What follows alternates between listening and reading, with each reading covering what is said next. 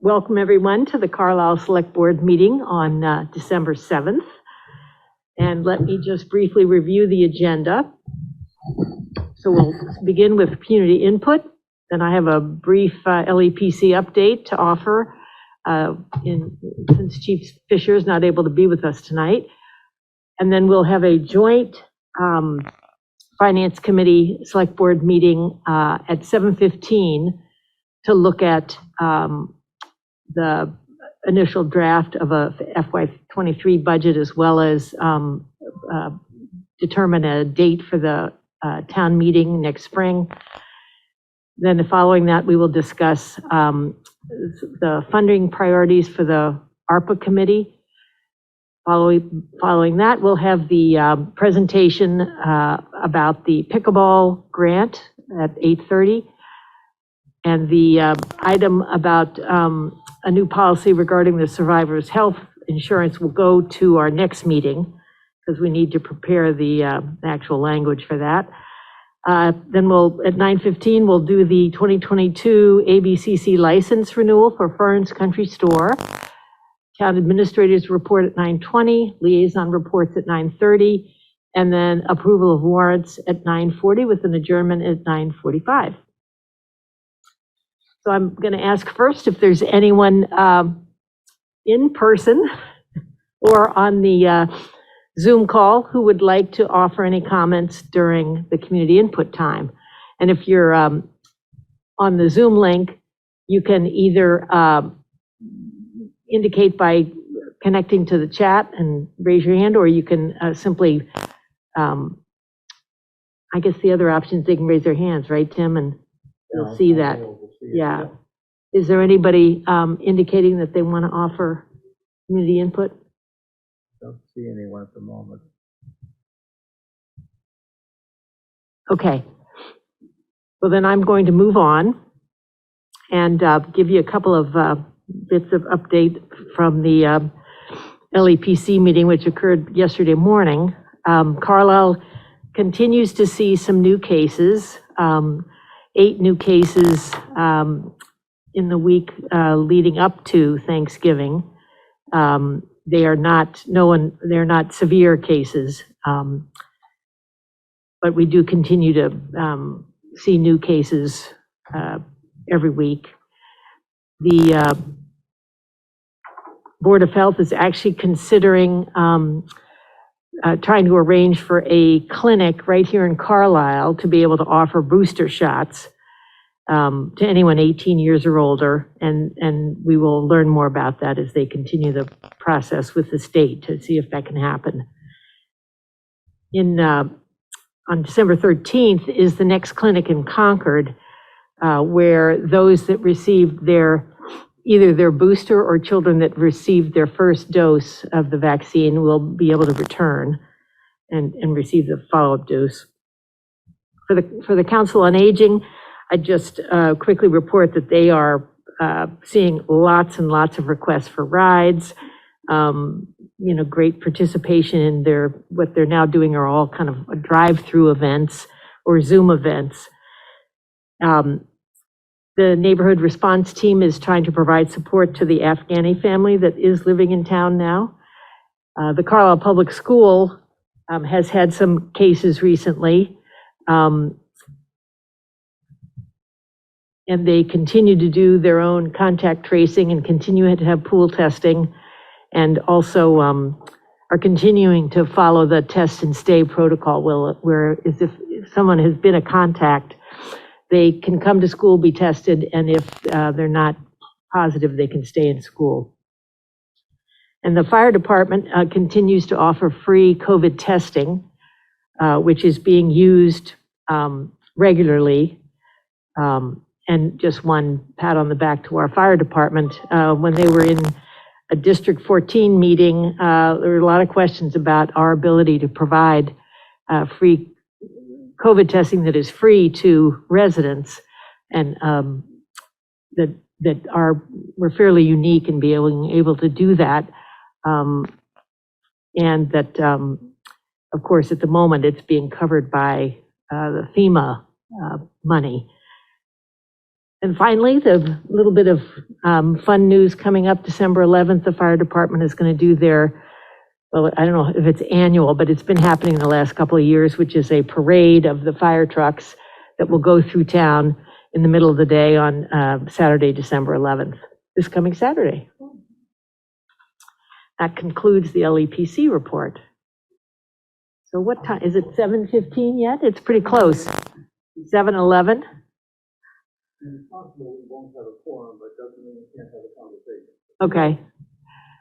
Let's see, do you want to determine, who's on the call? I see James is on the call. Anybody else? Jane is on the call. No other James finance committee Patachio? members. Okay, no one else. One more. Yeah, No, Victor is coming in just now. oh, good. All right, We can make it official. good. Well, welcome to the members of the Finance Committee. Because this is a joint meeting, I'm going to let Jim, you want to come up to the microphone? Up there. That'd be great, then people can hear you. And Scott, if you want to move up and sit up at one of the mics, that'd be fine. Then you can be heard by those that are on screen. Well, then, since we have a quorum, I'd like to have us officially enroll the meeting. And if we could start, James, Yep, Cataccio here. Adar here, Liang here. Triola here, and I believe that's it. So we have a quorum, and we can, if need be, we could actually make a decision as a committee. Well, thank you for the opportunity to come and talk again the second time in this budget cycle. I'd just like to start on behalf of our committee, offering our condolences to Tim and his family for his recent loss. And most of us have experienced something like this, and we do understand what it is like. So we wish you well. Let me start by going over what our process is and where we are in the process. We began really in September with a letter to all the departments outlining what we thought made sense for an approach for fiscal 23. Late October, we met with all the departments and commissions and heard their budget presentations. There were one or two that weren't able to make it, and we followed up with them in November. We've had some back and forth since then. This last night, the goal was to then kind of gather the information, see where we were overall, maybe begin to make some decisions. We really didn't do that. There's still a fair amount that's in flux, but I think we are nevertheless on the schedule we sketched before with you, which is to send another letter out to all departments before the end of this month that would have a preliminary budget for fiscal 23, a budget that we hope will hold by and large. Leave January available for follow-up meetings if there's new information from a department or if something else happens, particularly regarding warrant articles that might be out there. And then by February to come back here with what we hope would be the final budget to present to a town meeting. So there's a little bit more in flux at the moment than perhaps we would have liked, but nevertheless, I think we can stay within that schedule. You know, as always, there are things that happen that you plan for and ones that happen that you don't plan for. I think we're often asked about long-term planning.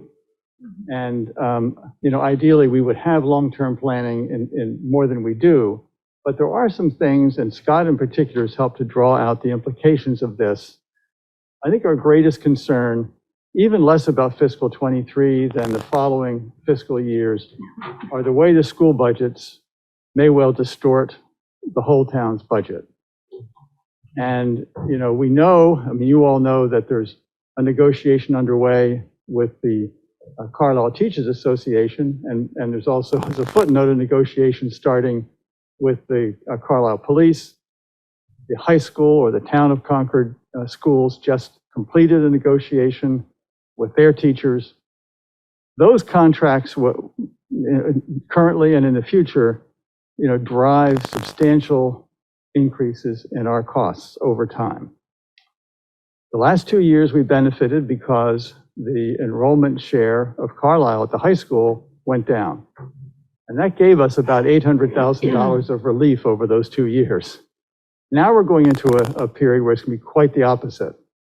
If you look at the projections on enrollment, it'll be sort of, the split will be kind of flat for 23, but then it shifts and there's a 7% increase for us in 24, another big increase in 26 and 27. Scott has kind of worked out the numbers based on what the high school has given us. Those changes alone could cost the town $2 million. So we think that as we think about fiscal 23, we can't ignore the reality of these contracts and the way they, create a kind of momentum for higher costs well beyond what I think is sustainable for the town. And that's very much in our minds as we look at some of the things that are in play right at the moment for fiscal 23. Now, if you look at the draft budget, it's really not a draft budget, it's a budget worksheet that we have shared with you. I would like to stress that it is, a work in progress. This is not something final. The notes may not make much sense because they're really, internal to the committee. But we have, as a committee, talked about pretty much everything on here. We hope by next Monday night, we will move to, on our part, make some decisions about that. Monday, we will have the high school come in to present their budget. They are actually doing it more officially tonight to the high school committee, probably right about now as we talk. They're presenting that budget. So we will have the high school next week. That's the biggest missing piece overall. So, however, if you were to jump down to that line in our budget for CCRSD, it says 3.2%. The indications that we've had and looking at the modeling they gave us in October, that's probably not too far off what we're going to hear from them next Monday. So overall, if we look at what's been presented to us, what has been asked of the town for 23, it looks at it like a 3.2% increase. We don't think we can accept that. We believe that that needs to be closer to a number like 2.5. And, we have discussed various ways to get there. We think that's very possible to do with, either in consultation with some departments like the school or just, in terms of what we would support of what's been asked. But for tonight, we're happy to talk about any of these items in terms of where we are, but I think it's that bottom line that we would hope the select board would see as reasonable and concur that that's a target we should try to get to. Oh, I'm sorry, I did not get that draft budget. Well, there's Make a, a copy, you want a copy? You have a second copy? No, Okay. I can make a copy. were you, Kate, were you sent a link to a? Google Docs. You know what I Doc. realized? That I was looking at it, it only went to me and Nathan and David. I don't know why you weren't on, Huh. or you and Luke weren't on the list. Right now. I Actually, did, yeah. but Victor, who's on the call, And I didn't get that other. Jan, is there a copy or? yeah, Victor's on the call. He could also send it right now, I'm sure. Yeah, I can send it to you. I'm not quite sure what happened. Actually, everybody on the select board was included, but apparently didn't get through, maybe through the spam filters and all. But I'll resend it right now. No, because I always check all my spam before. But while we're waiting for that, let's talk about, Sorry. we don't need the budget to talk about the school plan that you gave. right. Yeah. So, this is an age-old problem. First of all, I want to ask you a clarification, Jim. You said you hoped that we would support, and the bottom line was like 3.2% globally, right? Right. And the school budget's 3.5%. So you managed to tuck it in somehow. Are you saying, though, that you can't really tuck it in? And I'm not clear on what the ask is from you. Well, no, I'm just, I think we're talking probably informally now, but Yeah. our school, this Carlisle school, they're both our schools, is asking for 4.1 increase. Okay. And we're going to go back and have further conversation with them. In fact, Scott's going to do that tomorrow. Yeah. But all we're saying is that right now, the total bottom line we see with what we know is a 3.2% increase. We're going to make recommendations and ultimately send a letter out that gets closer to 2.5. We hope that's something, yes, globally. Yeah. And that's something that makes sense to you. we're not asking you to vote on it even, but just, Okay, so let's go back to the school conundrum, which is, that, and timing is unfortunate in that inflation is more of an issue right now than it was when the region did their thing, right? So I fully expect that's gonna be a hot topic. But as you point out,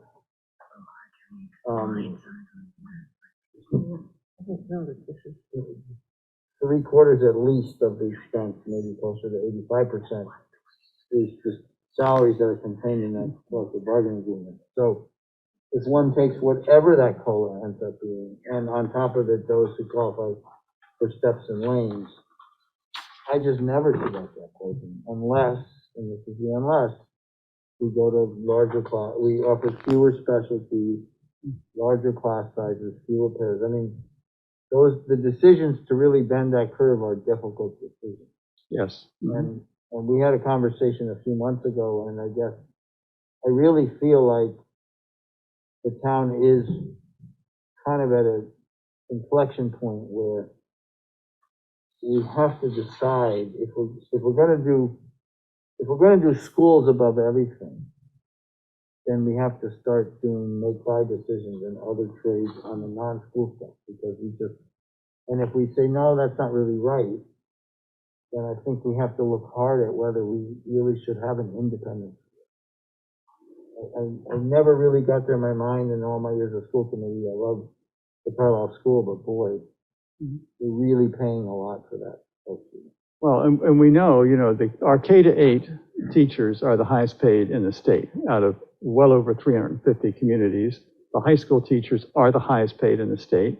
It feels like you could have a really good school system and not be the very highest, Right, but you're not going to, I don't think, I guess, from a practical standpoint, my opinion is that you're not going to change the outlook of whatever school we have that wants to be as excellent as it can be, and the pressure from those state unions and stuff to push us to be up at the top. Maybe not the tippy top, but right up there. So that would be a much, much harder sell, is to tone it down. I think it's got to be a more building block thing, which is, and I don't say this in a negative way, but the fact is we have a superintendent, two principals, business manager, facility, we got a lot of infrastructure around this little independence that, quite honestly, are not necessary in a slightly larger district. We're not talking LA Unified, right? We're talking about five schools might go to 6. I mean, those are hard calls for this town. But the one tool, I think, David, that we have and the board has, the only one, is in terms of the total budget that we would support. And the school can figure out how to make that work, whether it's changing class sizes, whether it's not having the number of administrators. Start there. Right. Yeah, I mean, we don't have a lot of tools. But, again,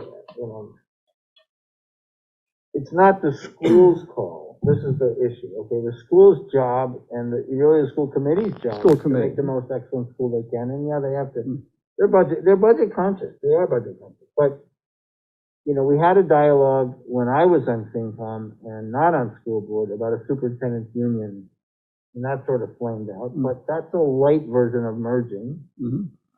And that's not something the school committee can engage in. That's got to come from us guys to the town of Concord. I really don't think the school and the school committee, they play a role, but I don't see them driving that kind of process. And I don't see, by the way, even if we say, okay, I'm sorry, you only have 2% figured out. They have to do it, but every year it's going to be, it's going to be a different, in my mind, that's almost a more corrosive long-term thing, to kind of crank it down, each year, whereas maybe we really have to start thinking broadly about the next, 50, 100 years. But even that kind of union with another district that you're referring to, which I certainly think our committee would be supportive of, still, gives you a kind of a one-time benefit. But the majority of your expenses are still going to come from the drivers that we're aware of today. Yeah, no, that's a fair point. But isn't that systemic? I mean, every peer town must be going through that, right? In varying degrees, but one of the interesting things that's come up, I know very recently, is that if you look at and you know it better than almost any of us, but in terms of steps and lanes, if you look at the lanes, and the lanes, for those who don't know, are the categories based on the level of education that teachers have. So bachelor's, master's plus 30, et cetera. In all of those lanes, we start $5,000 higher than any district we could identify in the general area. So, then when you do that, then you're already on a escalator that moves faster than anybody else. There might be some tweaks that could, around that, for example, that over time, not in 23 or 24, but over time, would help to mitigate some of this. And, David, commenting on your note about that the school board, their job is really to provide the, most excellent school they can. That doesn't, though, mean that they don't have responsibility for managing their budget, particularly since we don't have control of that budget. We can, And I said, I believe they're quite Yeah. budget conscious. And I believe they make those trades not just the board, but the administration makes those trades every day. And, again, if they are forced into a number, they will comply with the number. Yeah, and I think in the short run, the ideas you're raising are good ones to raise. They will take a lot of discussion. Which is why you Yeah, gotta but start, but I think we also need to address the immediate, and I think another part of the conversation is understanding what are the needs that are not school related, that have not received the funding that they should have, right? And to understand that, I'm a big number one fan of our school, and but when we don't have endless resources, I think we want the school committee and the school administration and the teachers to understand the trade-offs that we've been making, and that we need to shift that, as we've identified some priorities that have really suffered over the last period of time. Yeah. Can I just chime in, though? There's not enough in the rest of the budget. I mean, when you really look at, and I just did a very simple exercise and sent to Jim, where I looked at what is forecast by the high school, which we have less control over as a town. And if you just take those as, let's assume that those hold true, and we look at 6 to 8% increases in 3 of the next 5 years. If you say, well, what's a level service budget increase for K through 8 just to maintain existing staff and programs? I think when we're looking at the FY23 request, it's about a 4% increase. And, and if you factor in most of that staff, if you factor in For the Carlisle school or for the. like and again, we're in a contract negotiation, so there's assumptions being made, but you could essentially be on a path where even if we say level service, you're locking in a 3 or more % greater increase. You combine that with the high school, and you keep everything else at say 1%, or everything else in town at a 1% increase, you're looking at 3, 4, 5% increases overall in the tax rate. There's just not enough in the other 30% of the budget to make up the potential increases. And that's what we need to figure out is, in my mind, how do we create a budget at K through 8 where a level increase, a level service is not a 3 or 4% increase, but it's a sustainable 2 to 2.5% increase.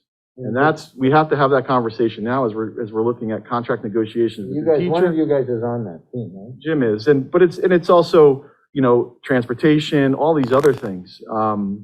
Because if we get locked into a 5-year, it's going to be 3 to 3.5% just to maintain level service. That's just not sustainable, and we have to figure that out now. And the problem is compounded by the high school. If those forecasts hold, and we do see an allocation increase, and there's nowhere to find the money. There's nowhere else to take it from. The bottom line number to the taxpayers has to go up more than what we would like to see and more than what we're looking at this year. And we also, though, intend to convey this message to the high school next week, that sure, there's a 23 discussion to have, which is maybe not that difficult, but we need them to work on this issue too. Sure, you can say that, but I'm telling you, we're gonna say yes, of course. We're I not know, gonna do but- anything. Because they live the hard part, okay? Mhm. We had these arguments with, the model you have is the model I had, I predicted it 10 years ago. You just have to look at the enrollment of kindergarten. It doesn't change that much. Talk to John Ballantyne. You can predict it from the kindergarten demographics, what's gonna happen in 10 years or whatever. So, 8 years. So we saw it and Concord went as far, some people in Concord went as far to try to change the formula about 3-4 years ago, because they knew they'd have to have a big, and we told them, no, don't mess with the formula. So we're reaping the other side, and we know we're gonna, and they have no incentive. I mean, sure, they are cost conscious as well. I don't wanna cast aspersions on their budget process, but they're gonna reap the windfall, and they're not gonna feel the same pain. And we have no control over that. So you can take that number and you can do like the old, when Larry Barton was doing this job, he put in first the things he knew he couldn't move. That'll be one of those things, right? And then, we're down to the discretionary. But, so I just feel like we're maybe at a window, I don't know when the window is, but to Barney's point, these long, hard conversations about really are we gonna keep, because, if you were to just take a simple equation and say, I'm gonna go for bigger class sizes. I'm just gonna go for all the data suggests smaller sizes make a much better product. I'm gonna go for bigger class sizes, or I'm gonna say, you know what, really, it's time for me to think about merging my systems. And where does that go? I mean, that's an exercise that we could do. We could start thinking about that. Because at the end of the day, everything, steps, lanes, it all boils down to how many teachers serving the kids. And if we take, and there's debate about this, but if we take as a starting point that the population of the K through 8, or the pre-K through 8 is relatively stable at 600, 610, 620, but not 800 anymore. If we take that assumption for a while, it's all about how many teachers. It's not what they're paid. You're not going to be able to go back in time on that. It's how many teachers. And I think one of the problems is, I believe, and it's partly based on my experience years ago in education, that you could raise the class sizes without diminishing the quality of education. I don't mean to go from 17 to 40, but you could. However, we're so small that you don't get any scale benefits from trying to inch your way up. You go to 20, you still have the same problem you have today, or 22. No, if you chop and Barney knows this probably better than anybody knows. If you chop a 4-section third grade to 3 sections, do that math. That's 6 more kids, right? You can't go baby steps. And Right. Which Well, also, it drives a few other issues in town that are less consequential, but not trivial, because of our scale. There are things that, if, for example, we say we just, for argument's sake, we need 3 police officers on daytime shifts. Well, whether we have 2,000 people living here or 15,000, it's going to cost the same. And you go in groups of 1, you go to 2, or it's not like you can go to 2.5. because people come in whole numbers. But then the police is another example of where if you have to have a 24/7 coverage, and a minimum of 2, I think, is contractual and for very good safety reasons. Sick, vacation, blah, blah, blah, they have to have more. And when we were looking at the police, joining the police forces, we looked at the Concord model, and for them to add shifts to a state, they would keep them in the station house here. It would not be 10 minutes or 15 minutes call time. There'd be people here, but their staffing gets so much easier because they got 50 people to draw from. Goes out sick, John's gonna show up. And that dramatically drops that. It dramatically does. And that's another, in my mind, difficult, but very consequential thing. And I don't think the quality of service would suffer. It's just, but we're not approaching those yet right now. I don't mean we here, but. Yeah, no, I think those issues, like, with the police, with dispatchers, even with fire, you could imagine alliances of some sort that would really help us over time while we try to wrestle with the schools, But the biggest nut is the schools. by far, yes. Two-thirds, well, 60, Yeah. over 60% of the budget. And then the other big thing that we have over the next couple of years is the capital projects, which you can triage, but you can't ignore. Which have been starved of oxygen because of the schools over the last, how many every years. Well, that also brings up a topic that I hope we talk about a bit tonight. What you're looking at assumes another facilities warrant of about $500,000. We know that, we believe, I shouldn't say we know, we think the high school is going to look for a warrant article that relates to the repaving of the road, a project we've heard about in the past, but was sort of shelved during COVID. And that is approximately $1.5 million, of which our share is the 23.68% or whatever we are. But, what else is out there? The school has an accumulation of needs around HVAC. And they have said they would really like to do the Wilkins building in '23, at least. That's probably at least $500,000, and that's based on an estimate they got in the spring of 2019. So possibly higher today. So that's out there. And then one of the questions that we were hoping we could hear from you is whether there are other significant warrant articles that you know of that haven't been brought to our attention yet as we're looking at all this.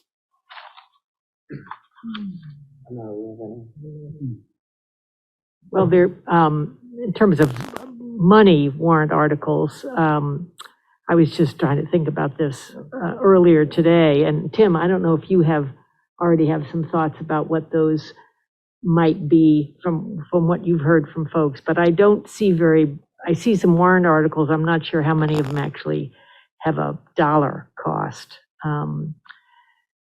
The master plan, there are going to be some short-term warrant article recommendations.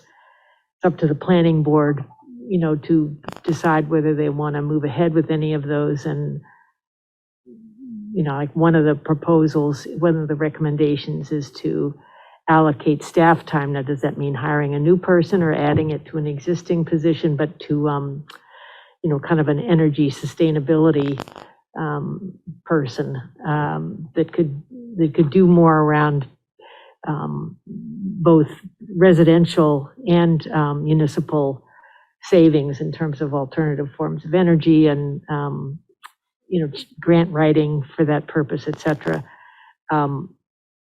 The transfer station task force, it's fairly small, but the proposal that they're going to bring to the select board early January is likely to include some funding request, depending on how much can come out of the existing sticker fund and what might need to be new funding.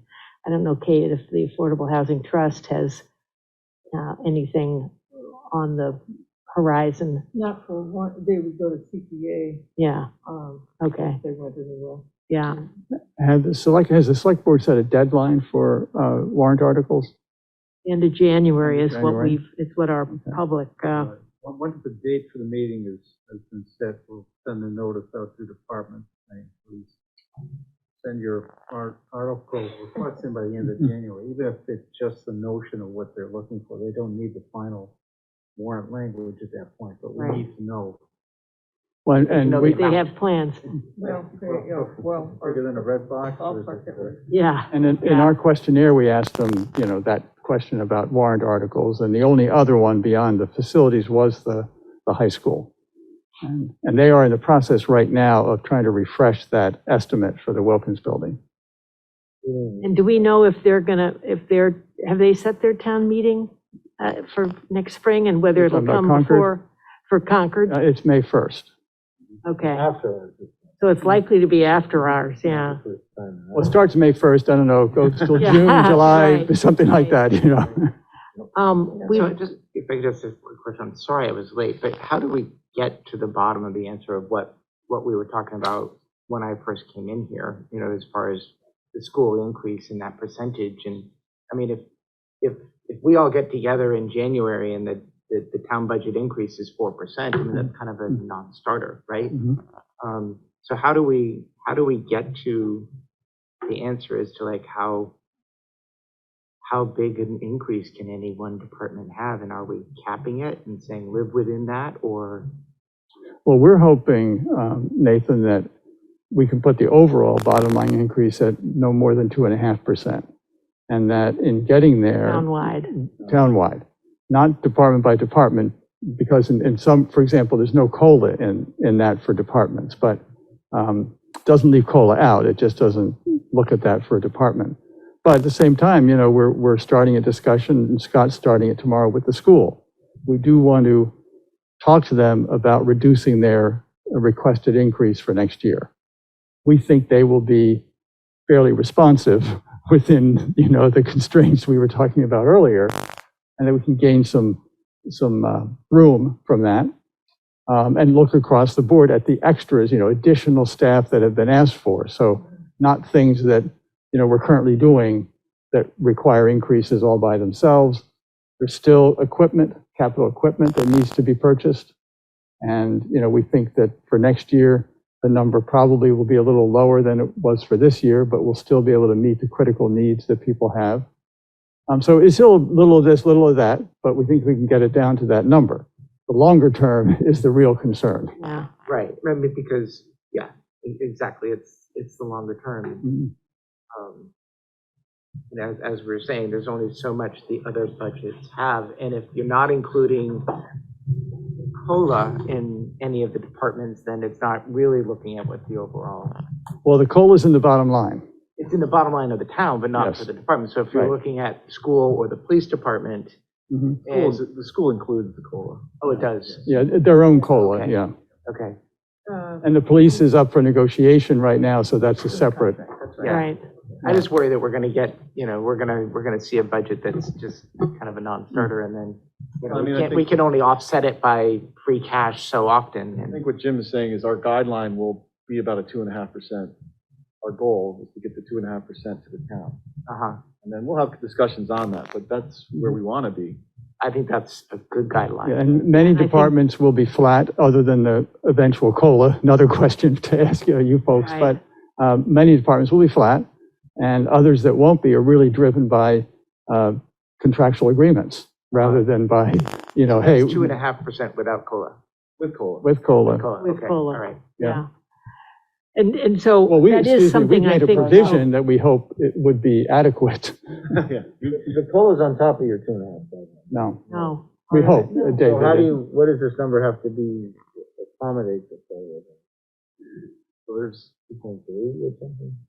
No, a COLA assumption in there, correct? there's a COLA assumption. Yeah. But when you say like a 0 and, No, it's not reflected in the department. The No COLA department, assumption is yeah, it's a separate, something else we have buried in the budget, and that we'd prefer not to state. so it's, but is it the bottom line in this one at least 33.4, or is it some other number? I mean, yes, it's in there.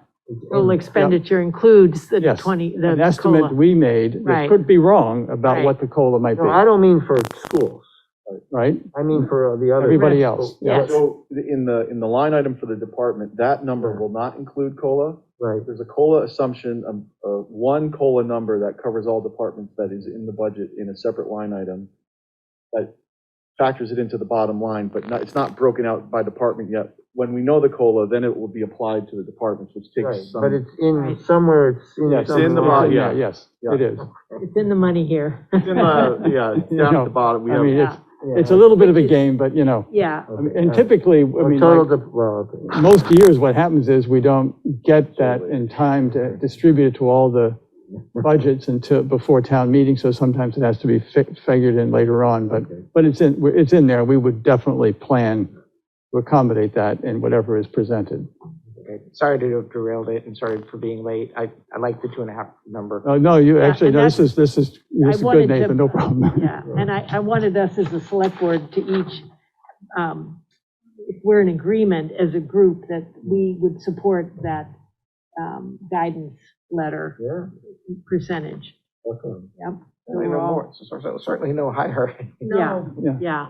That's kinda like That's the sort of, max. that's the ceiling, Yeah. yeah, yeah, okay. So then the question is, how do you anticipate your process for talking about a COLA? Yeah.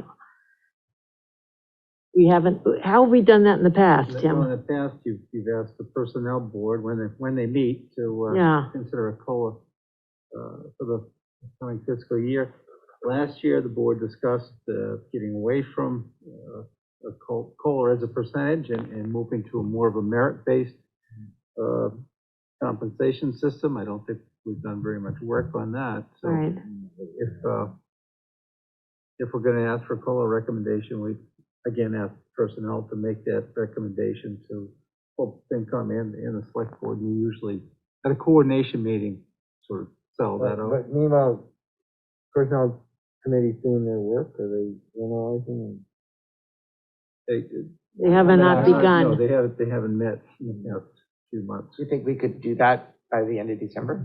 Sure. I don't mean to, I mean, Bernie, you're the, I just, Do most of it for them, but yeah. Yeah, I was gonna say, they need the numbers. yeah, and I think, it's right, so, Typically, Yeah, that happens, you usually get that final number in January, February. Usually January. well, let's One see thing I'd if we like to can, if we note, can get something by the end of December, at least, to maybe to talk about at our first January meeting, Tim. Sure, yeah. Yeah, and then we could see, we could discuss it as select board and then have a joint conversation The in truth is, unless you're January. going far afield in one direction or the other, any variance from probably what the estimate is in terms of the overall budget is it's not gonna move the needle dramatically. Yeah, well, we Yeah. hope. I mean, Right. everybody's hearing about inflation, of course, and we know the last 6 months has been well higher than it's been for the last 10 or more Right. years. The one thing that I would like to note on that is that I think for many of us too, inflation always hurts the most for people on fixed incomes, Yeah, right? And I'd just like to note that I think we should think of our town as being on a fixed income, you know? And so, since we're on both sides of that concern, we have very little ability to really raise our revenue. It's all property tax based. It's 2.5 capped, very little growth. So, as the people are saying, well, it's got to be 5 or 6%. Yeah, I mean, it's hard if you're on a fixed income, and it's hard if your source of revenue is fixed. Mhm. So that's more of an Put it editorial out there, comment. yeah.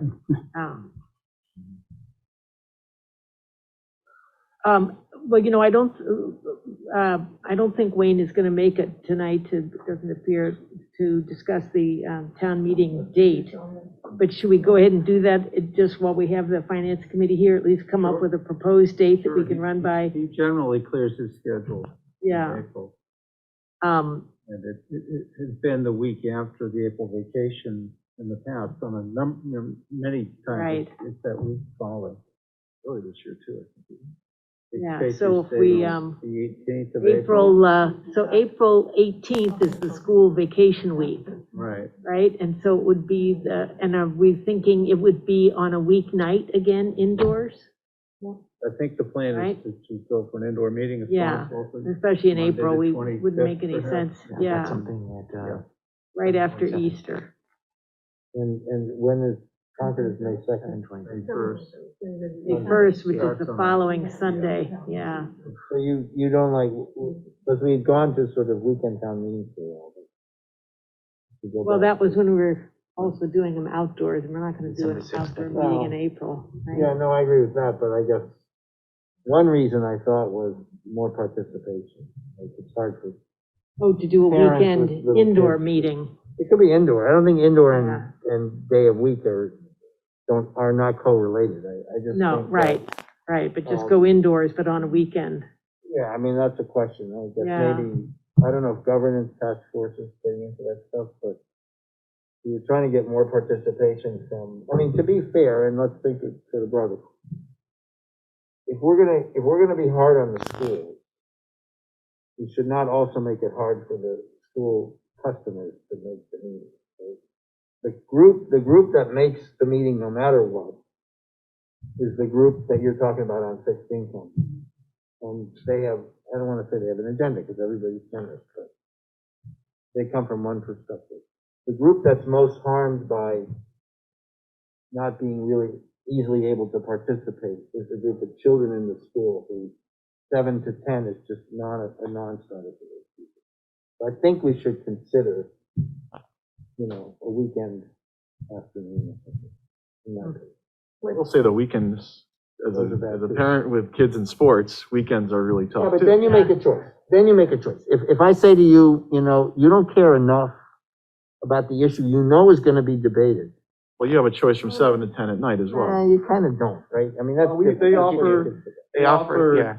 You know, babysitters and everything in the school. It's April, there's still a lot of people going away for the weekend Traveling. skiing and, Okay, all right. yeah. I don't know. I mean, I don't think there's a perfect time. No, Yeah, there's no perfect. Everything's a choice. I mean, the What only week are we thing, looking at? well, the dates could either be, the last Monday in April is April 25th. The Concord Town meeting is the following Sunday, starts the following Sunday. Is there any advantage to us having our town meeting after the Concord Town meeting? There is. So have it either, Yeah, we have usually it, like to have it after. if we have it this. Monday the 2nd, depending Well, on they how won't be many done. You days, can't that's do what that. I was gonna say, you don't It know would have to be whether the 9th. I don't think they, to go to the 9th. well, all I'm saying is if they debate, as last time they did, the parking lot Went on. paving or whatever. Yeah, If they reject it, then we don't have to take it up. If they Right. accept it, we know that. no, I know, that's why I was, It's an important, sometimes it's important. Well, one year it went the other way. What's that? right, One year it went the other way. We voted something down. right, and then and so they take it didn't, up. So- yeah, Right, but normally, we're setting ourselves up for a problem if we voted The only something thing, the down parking and we lot? don't. I don't even It's know if actually not the parking lot. I mean, It's the driveway? paving of the road, yeah, yeah, and yeah. the sidewalk. And it may not be, you know, it was pretty controversial when I was on the. We were trying to build a middle school. Yeah, right, Yeah, we don't Right. definitely have that. I'd be So- inclined to do it on the 25th and not overthink it. just go with the last Monday of April. And actually, I should note, last night, they were going in front of the select board in Concord regarding their warrant article. I don't know how that came out. Yeah, I mean, the other thing, I'm just throwing things against the wall here, but you could, you know, given more people are working from home, Yeah. you know, an earlier start time might be something to think about. If you did a 6 o'clock start time and you wanted to front load, we always do the budget up front, Yeah, that's not you'd bad. be hitting that by like, Where are we with the rules of the Zoom participation at town meeting? Yeah, Only for representative town meeting currently. Okay, so the people can attend but not vote, I mean, they can listen and listen. right, it's not ideal, but, you know, an earlier start time I'm okay with earlier start time, yeah. might be, I don't know why we. I Well, the think good thing about earlier start time is if you get to the end and you kind of have this bucket of issues and it's like 9:30, we tend to roll, right? But if we started at 6, maybe we could, be nice to get back to one night time. but you're saying for parents, 6 o'clock might be easier? Well, if the concern is you have little ones and they, you know, they can't be up at 8:30. Or they need to at be night put and to bed? You know, I don't know if typically the 7 was to allow people to commute back and get to the. Gotcha, And I think that's right. I don't know, I'm Yeah. throwing things against the wall, I don't Right. know. I actually Right. think that's a very good point, Scott. Fewer people commuting, you know, in the classic sense. I think it might be a little, I mean, I'm just guessing, but it may be a little less disruptive to say, well, we're gonna do it at 6, then we're gonna move it to a Saturday. I uh-huh. don't know, this is all just. It's all Well, Who's the- guessing. who's the Let's, other- well, the tentatively, options is one. Yeah. you know, I mean, the timing, the start time could change, but what if we tentatively, yeah, what if we say it's Monday, the 25th, that's our proposed date, and we're considering a 6 o'clock start, Are there any benchmark, I mean, I don't know who, if Wayne or somebody could just look at what other towns Yeah. are doing, if they've had success. right, given the changes It's in in, the board's purview, the date, the time, all of it. Yeah. But obviously you need to coordinate with the moderator. But right. Well, will you do that, Tim, and I just will. check in I'll- with Wayne I'll- about that date and the timing, and see if he has any advice? But let's tentatively go with that on the 25th of April. Well, And that like- will also allow Peggy Wang, you know, town clerk, to figure out when she's going to have the town elections, when the caucuses need to happen. You know, it's helpful for her to have that date too. Okay. I think that, I want to thank you for your time this evening. I think we need to adjourn our meeting since we did formally open it. And we have still Victor and James on there. One quick thing, Jim, Yes. I don't know if you want to cover this briefly or not, but do you want to identify the places in the budget where there were requests for additional positions or additional hours, and where the FinCom is leaning right now? Or do you want to wait and have that at a future conversation? I think all the places where the request has come in are identified on the notes here. I think as a committee, we would prefer not to indicate where we lean. I think next Okay. Monday night, we'll lean all the way, but Okay, okay. Are you leaning, I mean, are there specific positions We that haven't you have? seen the numbers. All we've done is talk to it and said, okay, is it worth going through the process? We have not voted at all on the numbers. And there's some issues, obviously need to be discussed related to a couple of departments that. Right, But I think those are underway, those discussions are underway. yeah, Again, this is a guideline, so there may be, if there's an open Right. question, maybe we don't put it in the guideline, but we always flag, there's always a handful of items that we flag to be resolved. And just so you guys aren't the bad guy, just make sure you're saying it's board selectmen, We don't mind being the bad guy. we kind of like you to be the bad guys too, actually. Ultimately, we have to Right. be the You are, yes. Right. We're just a front for you, right? Yeah, okay. It's ultimately Yes, us. Paul. You've got in the CPS number, you've got EDCO question mark.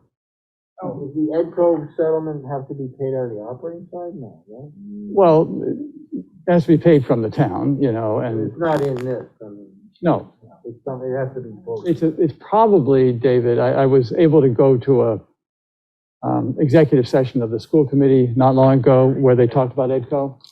It's likely to be a fiscal '22 issue, It's like a. this year issue. That's what they're aiming for. You guys, thank you. And Yeah, you would so- pay, we would pay for that out of reserve money, or That's what we have to, maybe, that's what we have to figure out. any preliminary idea of how many figures before the decimal point? I think because it was in executive session, I really shouldn't comment, but, it's going to be a real number, it's not going to be de minimis. Okay. Yes, all right, well, thank you. And I know Well, you thank need you, to and formally close your let's meeting. So I heard we're gonna have a 0% budget increase. Yeah. So can we have a motion to adjourn? So moved? Second? Second, James. Okay, roll, James, Cataccio, aye. Dar, aye. Yang, aye. Triola, aye? Great, thanks, everybody. I would actually like to stay for the ARPA discussion. Yes, please do. Good. I have a higher obligation, namely a promise to help my granddaughter get in a history essay. Oh, That is a much higher obligation. yes, yes. All right, Thank you very much. yeah, thanks for all of your work. I have a much better understanding of it after the last 6 months of trying to be at your meetings, That yeah. makes one of us then. No, it's understanding of the work you put in, not necessarily of the, Once again, we are so Answers. lucky to have all of you on the Yeah. FinCom. thank you, Jim. Good night. As we are of you. Or how we- No, we're much more I was lucky at to have you. I was at the Pats game last night in Buffalo, so Oh, that's my right. mind isn't quite as sharp. I as it thought was. of you actually looking at the wind. Oh, yeah, Was it was it fun. amazing? Yeah, that was. The Yeah, it was wind? fun. I was bundled up, Yeah. so we were ready for it, but it was fun watching sorry for any Bills fans that may be listening, but it was fun watching all those hearts break over the course of the game. They could just see the hope draining out of them. Yeah. They were, it was interesting. Yeah. That was a fun All right, evening. well, on to the funding priorities and the ARPA committee. And so Kate and Scott, thank you for your, And let me say at the outset, I Involvement. did not post a meeting for this, so we have Okay. Kate, myself, and I think John is Not on will yet, be but joining. Okay. But this is not a posted meeting, so we will not deliberate. And Yeah. really, the point of this was to get, bring you up to speed and get any initial thought, or at least set the stage to get input from the select board about the American Rescue Plan Act funds. And let me just do a quick kind of orientation here. So the American Rescue Plan Act was signed, and it provides funds to towns and cities to mitigate the impact of COVID. And through this act, Carlisle was awarded approximately $1.5 million, of which and correct me if I go astray here, Tim, we received half of that already. So we received approximately $750,000. And the expectation is we would receive the balance of the funds approximately 12 months from the original receipt of funds. So sometime around September of next year, we would get the balance. There had been some discussion about what the total would be and how they would use some of the county allocated funds, but Yeah. it seems like, at least in the first deposit, we got what we were expecting, which is a good thing. So we have $1.5 million in American Rescue Plan Act funds, and I'll talk a little bit about in a second. But we have the ARPA committee, and we were appointed to recommend the ARPA use of funds to the select board. And what's key here is the use of funds does not require approval at town meeting. So, in talking with Kate and amongst ourselves, I mean, our view is that we will do the due diligence, we will do our attempt at prioritization and recommendation, kind of like FinCom does for the budget, but ultimately the approval of the funds and how they're ultimately awarded would be the purview of the select board. Unless, and again, this is where it gets murky, unless we wanted to do it another way. But our role is to make recommendations. So we've been meeting through the fall. We've had 5 meetings. Most recently, we sent out the process letter, which I know you received a copy of, and we defined an initial process just to get the ball rolling. One of the things that's important here is that while we can go through the budget requests and identify projects that we're prioritizing as a town that may be eligible for ARPA funding, we also wanted to solicit potential projects from the town, from the community, from stakeholders who aren't part of the budget process but might be eligible for funds. So we sent out that letter. I sent it to the people who had contacted me. I sent it to the Mosquito. I'd like to see if we can get it on the website in some form or function. Churches. And I know we've had conversations with but we want to cast a wide net to just understand where and what the needs might be. But we did put a deadline of first submissions for January 7th. And the reason, in particular, I feel strongly about that date is we want to get a good inventory of projects to evaluate as we move through the budget process. So it's important to know if we're looking at, say, an infrastructure project like HVAC that might be part of a facilities recommendation in a warrant, we want to know that if this is eligible for ARPA, is this a project we would want to do? So we're not going out raising money from the taxpayer only later to figure out maybe we should have funded that through ARPA. So it's important that we can move this along in parallel. We expect to have other submission deadlines as we roll along, but we wanted to at least put that initial deadline to generate some conversation and projects. And so right now we sent the letter out and we're waiting essentially to receive requests. And I'd gone through the capital budget and all and made a list of potential projects that might be eligible for ARPA that are part of like the 5-year capital plan of Carlisle. And I have a list. I won't share it because it's very tentative and it's not even been vetted. But we have a lot of infrastructure projects in particular in this town around HVAC, around water treatment that would be eligible for ARPA uses. And so part of what we'll want to talk about is, as we look at how to best use the 1.5 million, we want your input philosophically on how we should be approaching this fund. So we're not looking for resolution or here's the way we want you to do it tonight. But as we move into January and we start looking at these, kind of like the CPC, we'd like to know, we want to reserve 10% for community-related things or something like that. And maybe it's not specific dollar amounts, but we'd like to get a philosophy from the select board about how you want to use those funds. Or say, you guys do it. I mean, if there's no philosophy, I mean, we just don't want to spend a lot of time as we evaluate these projects and prioritize. We need some perspective because, again, our role is to recommend to you. There's two dimensions to consider too, as if it weren't complicated enough. One, there's eligible uses. So you've probably seen various lists, and everyone seems to cut the categories in different ways, but there are areas of eligibility in ARPA that are pretty diverse and not necessarily all related to COVID. And so in the form we set out, we listed those priorities. There's a fact that lists those priorities, but and I know Kate had sent out questions that list the priorities, everything from, one category is responding to the public health emergency or its negative economic impact, which includes like anything from financial assistance to household that have documented negative impact to forms of loans or grants to impacted industries to paying for mitigation of medical expenses. That's one category. You have categories like revenue replacement, which for us, we haven't done the exercise. We don't expect that to be a big number. Basically, if you could demonstrate you lost revenue in your town due to COVID, you can get that replenished. And essentially you can use the funds however you want.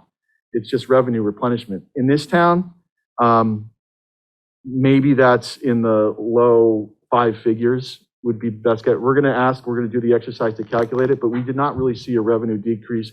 We are not like some towns that saw a major drop off in hospitality or tourism.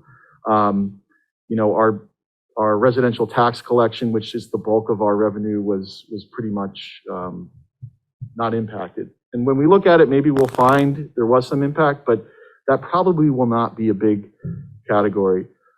Water, sewer, and broadband projects, that's a big one that is part of this COVID eligibility. So bringing broadband to people who don't have access to it, and then there's this whole slew of stuff around water and sewer and clean water.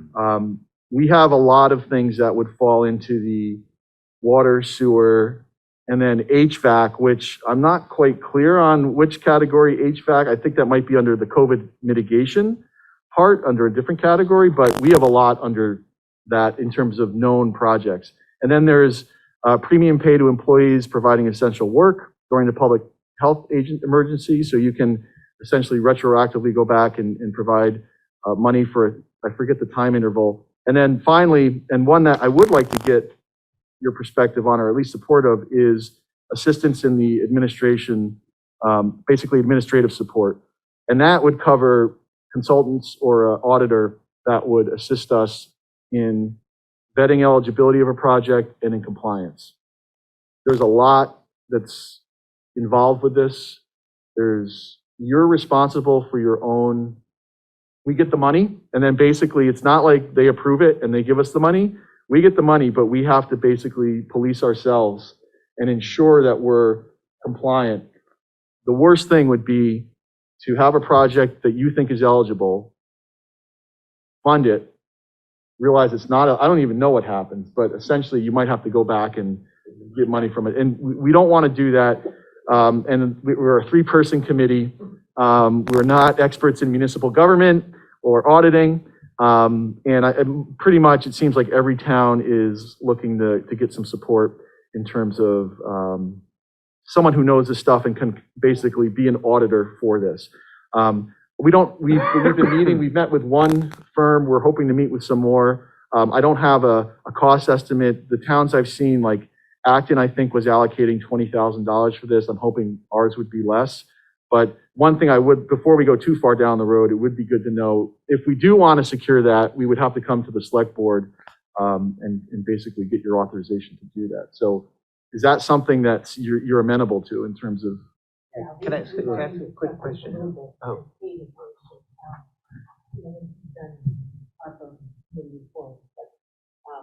Is there anybody here that does not support the idea of No. How long do we have to spend the money? I think you said Okay, at sorry. the We beginning. have till December 31st, 2024 to commit the money, and then you have an additional, I think, year to spend it. Okay. So you'd have to, if you wanted to fund a project that was going to be completed in the following year, you could, as long as you secured it. So you have essentially figure 3 years to commit the money. Yeah. So we have, and that was the other dimension that I was going to mention, is there's where do we want to focus the money, if at all, or, and then also time. I mean, we have $750,000 now. It doesn't mean we need to apply that all right now. We're going to get $750,000 next year.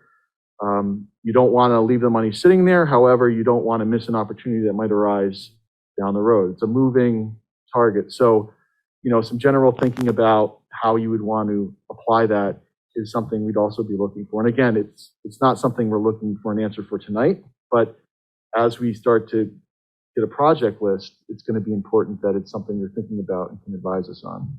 I think I think if you feel that you need the support to make sure that we're doing this right, And I think Tim would concur with that. I totally support that, because we don't want to make a mistake and have to go back and repay it. No, and It's scary. The reporting element is scary. Yeah, There's a so I'm pretty- totally supportive of that. And also, just to take the next step, I think anything where, if there are things we can do where we're helping residents who were directly impacted by this, I think that's a very good use of that money. I think if we have to with the broadband, then hopefully we can negotiate with Comcast and offset a lot of that and not do it. I think that would also be good. And then the projects that, like HVAC, that we may have to do anyway, but we can do it in a different way because we're using this money. Yeah. And shy away from anything that is committing us to more spend in the future.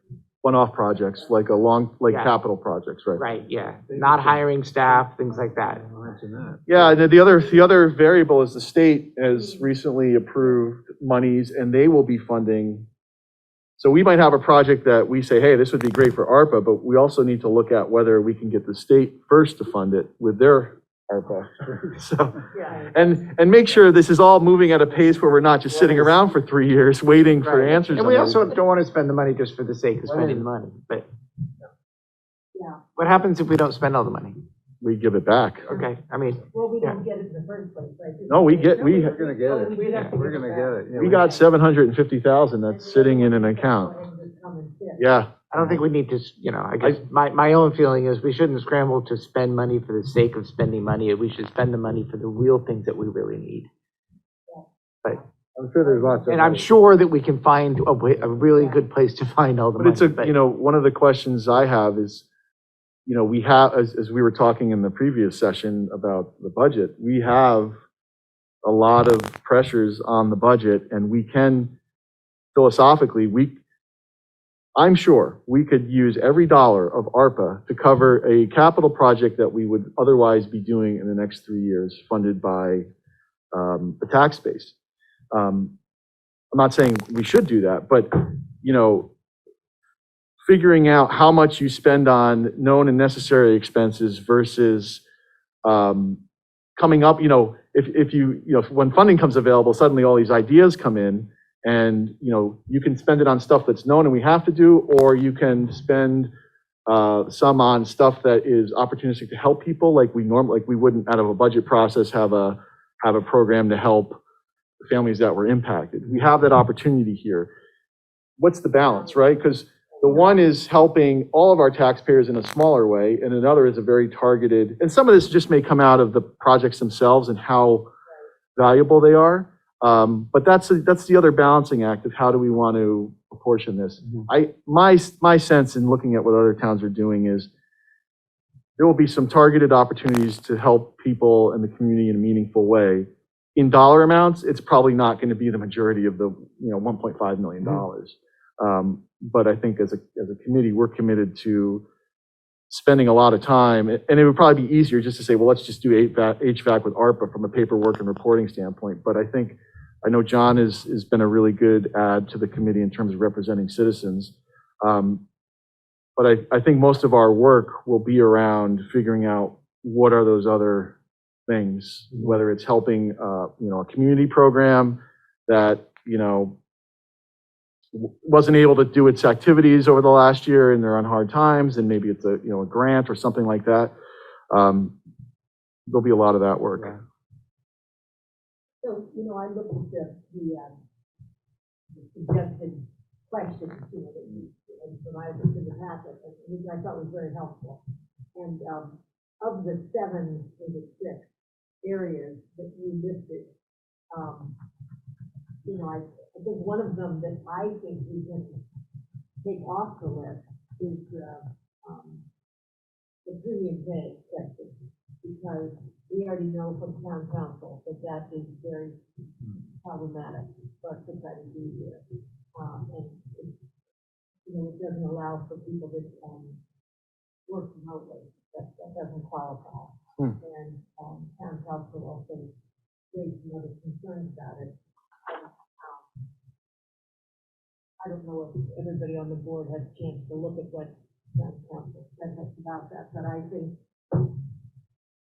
my own opinion is we can take that off the list and move on, not to try to deal with that. And on the, when I looked at what would be top categories in my mind, now I have public health and revenue replacement. So to me, I think it's reasonable to be looking at both of those. Actually, revenue replacement, we were just saying, it's not one that we can probably justify. We'll look into it. We can look into it, but I don't think. Sorry, I guess, I'm sorry, Negative economic impact. Yeah, sorry. Yeah. Okay. I was You mean looking household more, effects, sorry, I was looking. Yeah. at, existing items in our budget that would qualify, that we're planning to spend the money on, like the, you know, various, facilities. I see what you That's a mean. different, Sorry, that's a different My, thing. my language is inappropriate. Yeah, that's all right. Is your mic on, Bert? Public health, I Sorry. think, Your will microphone? Oh, sorry. Someone in the audience. Yeah, thanks. I Thanks. do think public health is gonna be largely, taken by the state. From what I've been reading, Mhm. it looks like they have huge amounts, that they're going to be. So that's a question. And we would prefer not to spend the federal course. ARPA money on, If the What's state's, timing of the state money, yeah. yeah, Do we I mean, know? I think they're close to signing that into, yeah, it's just awaiting the governor's signature, the last I heard. How long it takes to administer, I don't know. And determine you know, how much is, How much, because yeah. Carlisle's clearly going to get a very small piece of that, Yeah. from at least what I'm seeing in terms of it's based on both, you know, income, communities that were hit harder as well as, I think my size. biggest, not concern, but the things that benefit most from pairing up with the budget process are the capital. Yeah, Because we don't want to take stuff out of the operating budget and say, oh, we can fund that through ARPA. Well, we because that's- wouldn't anyway, but yeah. And it's stuff like that, we might say, well, we need a little more time to figure it out, and that's fine, we can, you know. You don't have to commit the funds for quite a while. Yeah, I want to make sure anything that might be on the warrant at town meeting is considered before we, and you know, the question was. You wouldn't want to put it on the warrant if you were gonna, otherwise. No, or, you know, it was, yeah, if we decided we wanted to fund something out of ARPA that would otherwise be on the warrant, we want to take it out of the warrant and make sure we're not. Right. But, so those are the projects I'm kind of keen on. right, on the Triaging. front end, On the yeah. front end. So Yeah. let me, so this is really good. Let me go where Barney was going, and let's eliminate a couple things as a framing. So I think, I agree with Barney, we got good advice from council that premium pay is probably not something we should consider at this time. The other question I have on the elimination front is category 3, services to disproportionately impacted communities, is not us in any case, right? We're non-qual on that? It could be, and that, you know, so part of my conversation with the school tomorrow Yeah. is to talk about ARPA in particular, Yeah. because if you really look at some of these categories, so education assistance, early learning, education assistance. No, I you know, get the category, and my question is, is it a non-starter from the definition of us being disproportionately impacted communities? No, but I mean, early learners are considered a disproportionately impacted Oh, I community. see. It's not us as a Carlisle community. No. It's the subgroup. So it includes, I see, okay. so what you'll see is some towns is they'll have, you know, they might do a subsidy or something with a pre-K program and put that under disproportionate, because they'll say early learners were disproportionately affected Mhm. by Yeah, COVID. So, Or Well, it could special be- ed, could be special going ed. back. yeah, special ed, yeah. Yeah, it could be going back, and if the costs for hiring additional teachers or additional support staff because of the pandemic weren't covered somewhere else, Yeah, potentially, or going forward, if we Going did a summer program that was Yeah. for children that hadn't made the progress they should have made during COVID, in most that's cases, it something would be might be, March March of for, last year forward, last spring, though, not last, Not right? March March of 2021, 21. yeah. But again, this is where we get into the nitty Right. gritty of what's the eligibility Right. definitions. It gets, And is that, so, you said a consultant and an auditor. well, the same, it'd be the Consultant's same at the person. front end, right? It would be the same, it would be the same person. Okay. or And they would organization. continue because they would be Okay, helping. So what with- I'd like to do, the way it would work ideally is we'd come up with a list of stuff and we'd have the documentation to support it. And then we could work with someone and say, can you verify these are eligible before we spend a lot of time? And maybe they say, yeah, and they know all the ins and outs and the changes going on and can kind of, And is somebody gonna help you identify that consultant? yeah, well, I mean, that's where we're working with Tim, and John was gonna source some people And and, ISMAPT. yeah. So let me ask you a couple other questions on this affordable housing, now that number 3 is open, is that I mean, we have people who would like to live here, but just can't. That's where we've mostly approached affordable housing in the past. Yeah, I don't know that subcategory definition all that well. That doesn't feel like a good fit for us. Okay, I agree, I just asked some questions. So let me ask you some other ones then, to help at least me frame out. So, This is disclaimer time. We are not experts on all the eligibility requirements. but, okay, so public health, we kind of talked about, and it seems that the public health it's not clear to me, is it directly a COVID-related thing, or if you get, obviously, the vaccination and testing, but if you get into the capital investments, the physical plants, I guess that's your HVAC kind of thing, right? Yeah, so prevention, my understanding is, yeah, capital investments would be your HVAC.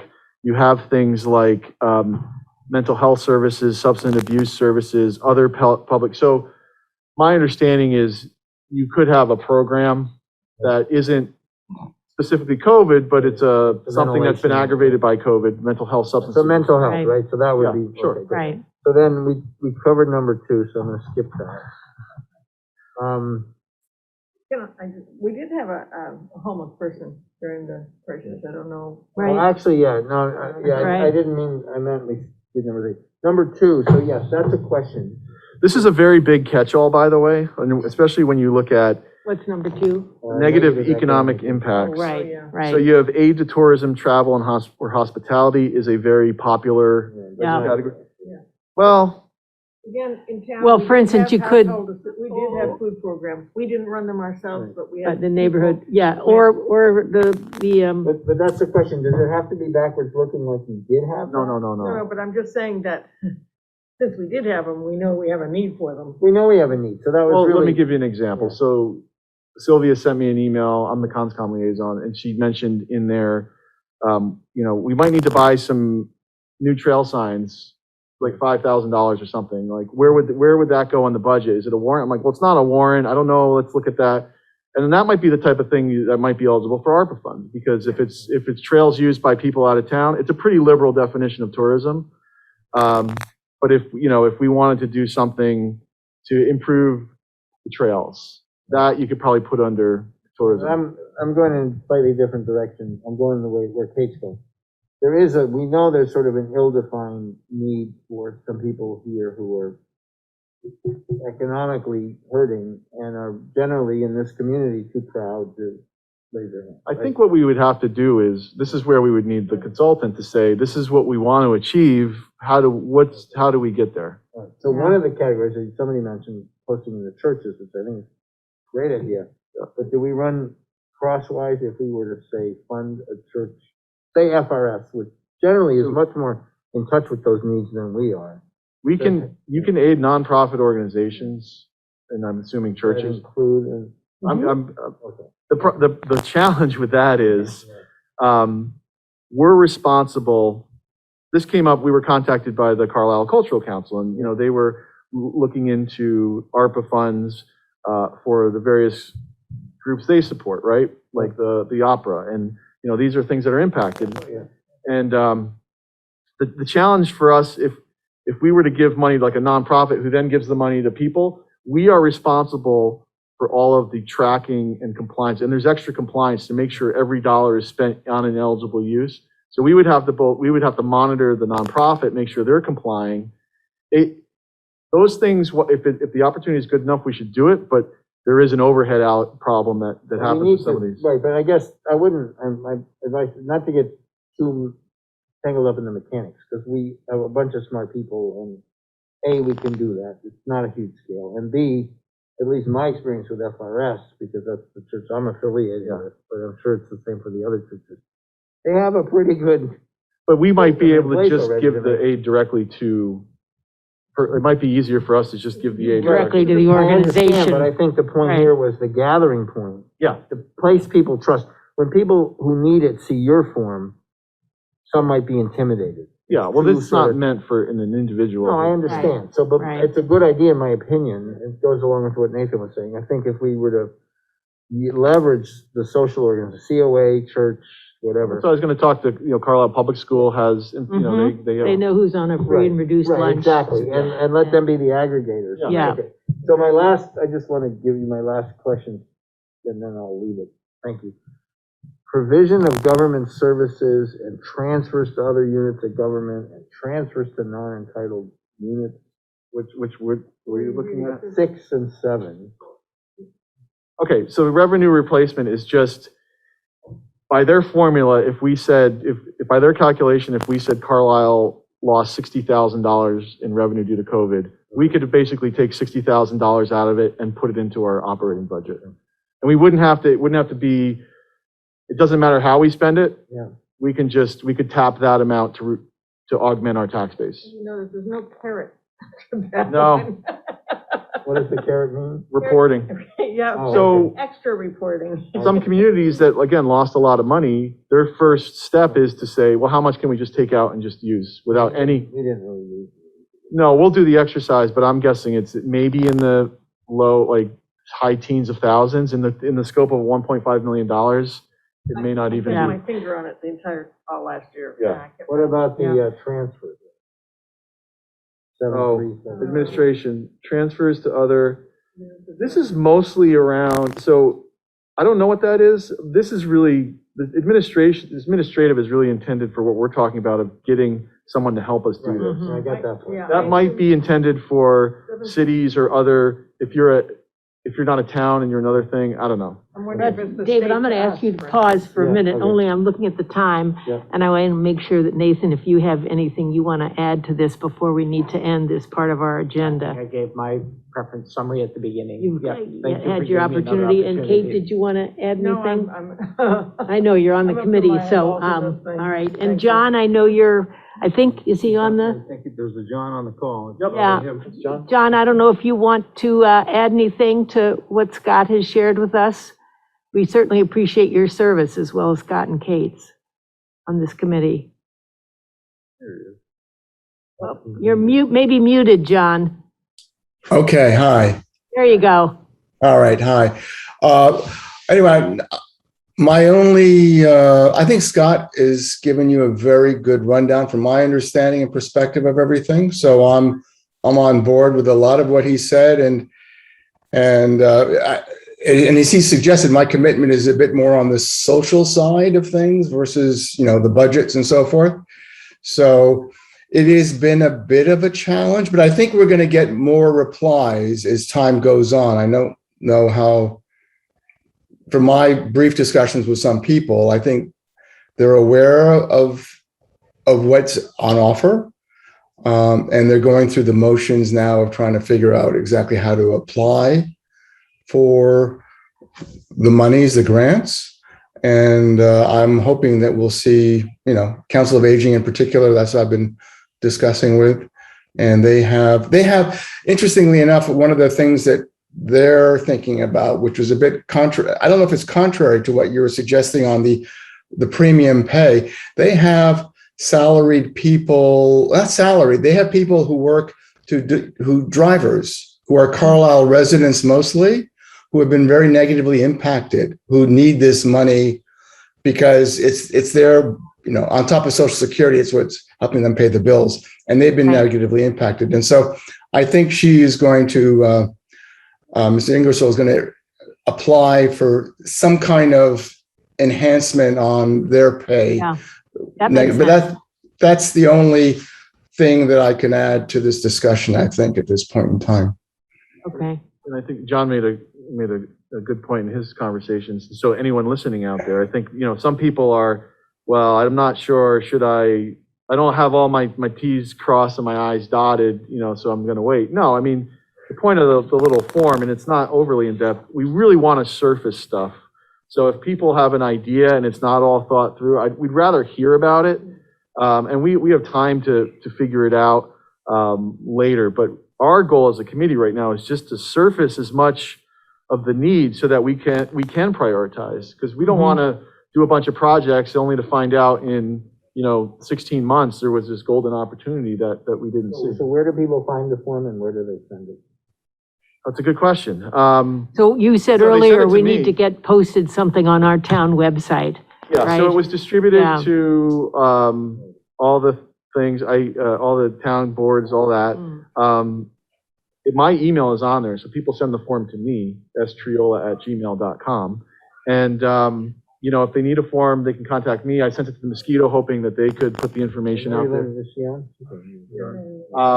And then, we can post it on the town website, or if anyone who received it, I'm hoping that they forward it along Yeah. to people that they think might be interested in. And, we could also, speaking of the churches, FRS has their newsletter. They can certainly go into First that. outreach, I think, would be really. Yeah, yeah. So I don't know the best mechanism to do that, but yeah. Well, I can take care Yeah. of FRS. I don't know, how many churches do you have? Yeah, well, Catholic FRS and the. and congregational, yeah, yeah. We'll find it. and I don't know, we were talking about paving the lots and everything. I don't know does the region get an ARPA? The regional school district get an ARPA allocation or anything like that? Jesse, Through DESI? Okay. to the. I think across the board, To the state. there might be ways to alleviate some of these, especially the infrastructure project with, I think certainly that's a good one. So back to the opening, which is, you'd like some guidance of relative levels from us. When do At you some want to take it up? Again, from a very broad Right. Perspective. Well, What's your plan on that? So your deadline for the first round is January 7th, and then you'll have some sense of what's come. I think our goal is to kind Surfaced. of use January, February to identify, evaluate. We really need to get the external resource so we can start Right, vetting the eligibility of these requests. And, so, Yeah. I think from our standpoint for the select board, and again, you'll be able to see the list and that'll help Right. inform your opinions, but probably in the, mid-January timeframe, a few weeks into January to kind of reconvene and yeah, that would be just so good. we're not 'cause then- spending a lot of time in an area that, Right, right. And you'll have a sense then of what kind of proposals have come forward. Yeah. And, people have just had more time to think about How soon would it. you like to engage a consultant so you can? we, Yesterday. yesterday. Yeah. So that's good. And so once you know who you'd like to hire, you'll come back to us.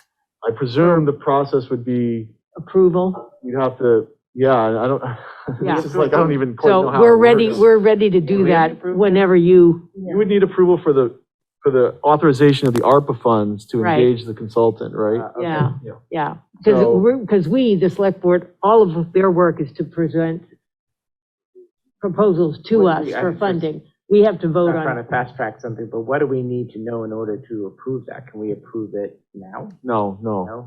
Because we, Because that's just gonna delay it. and before we approve anything, we got to really make sure we've verified the eligibility, make sure we know it's eligible, what category.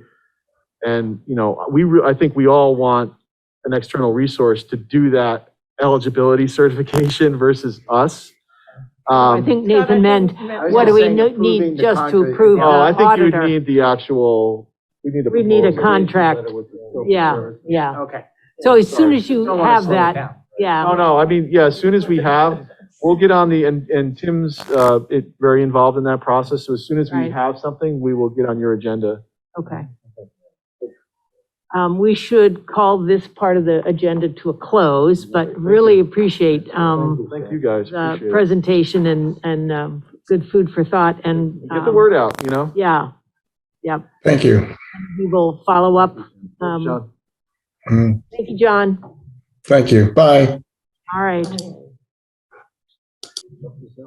Yeah, help yours. Sorry, those of you on Zoom. You don't- Pre-COVID. Yeah. Okay, excellent. Thanks, So, Scott. thanks, Scott. Bye-bye. Thank you, Kate.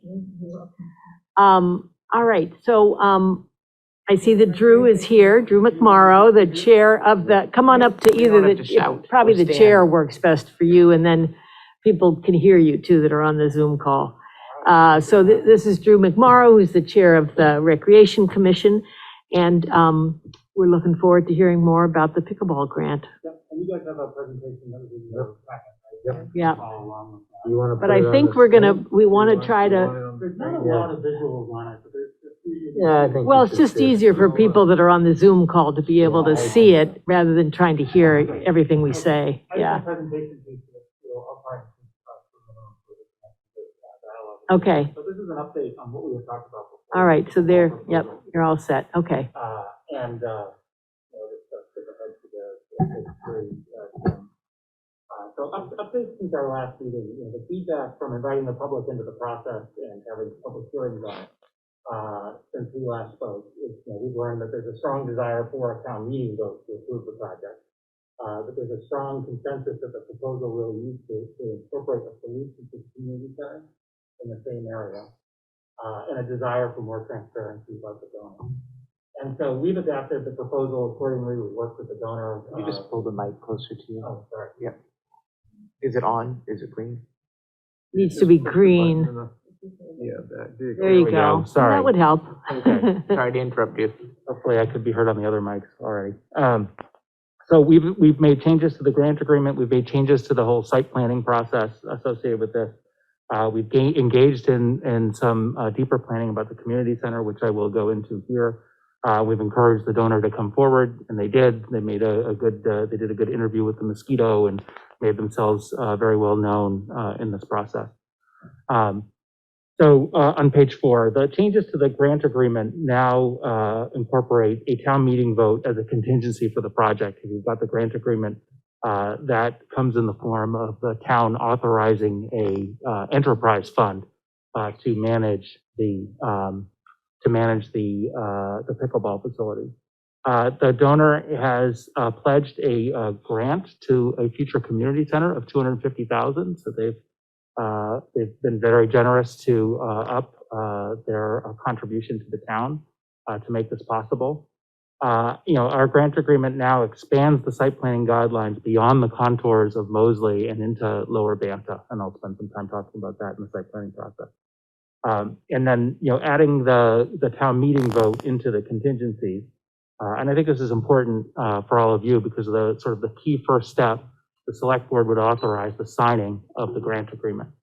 And then the grant agreement really puts the donor, obligates the donor to follow through if we meet various contingencies. And those contingencies include an approval by the Recreation Commission, by the school committee because of the use of the Lower Banta piece, by the select board on a favorable town meeting vote as I described, and a successful site plan review.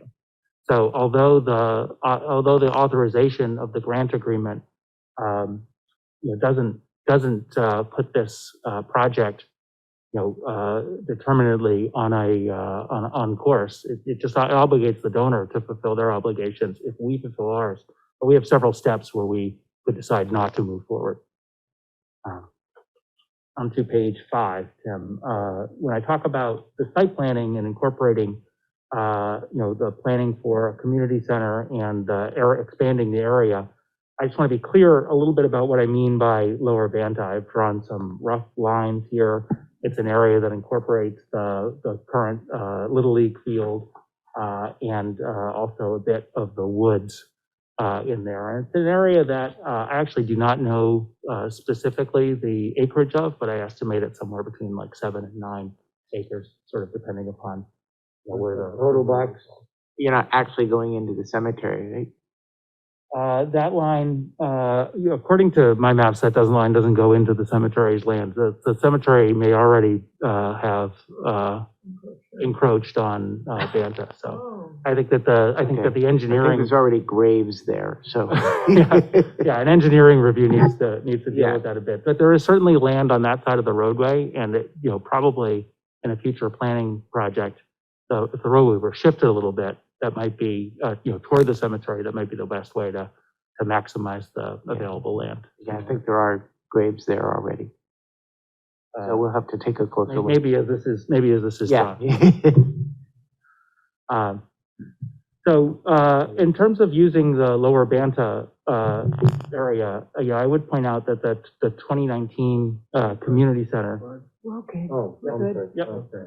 the 2019 community center feasibility study already determined that the town should combine Mosley and the lower Banta for the use of a community center. And part of this is because of the contours of the Mosley land and there's some wetland in the back of that makes developing it for something as big as a community center more problematic and having a lot of parking spots and so forth.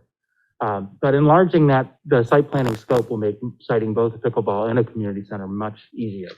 So the first step under the grant agreement is this engineering review that we would conduct, funded by 53D accounts that we can authorize. And that first step would be to have the engineers actually build a conceptual site plan where they can draw the rectangles of what might be possible in terms of where a community center would go and where a pickleball center would go, where a public well, Nathan, could be sited with the necessary setbacks, how much parking could be a part of that. And also, if we have a vision of expanding this eventually into really kind of a community complex where there may be future tennis courts or future outdoor basketball courts, incrementally as the town finds the need and the funds to be able to do these things, where those could go as well. And those were the sorts of things that came out of the community center study as things that the town desires to have.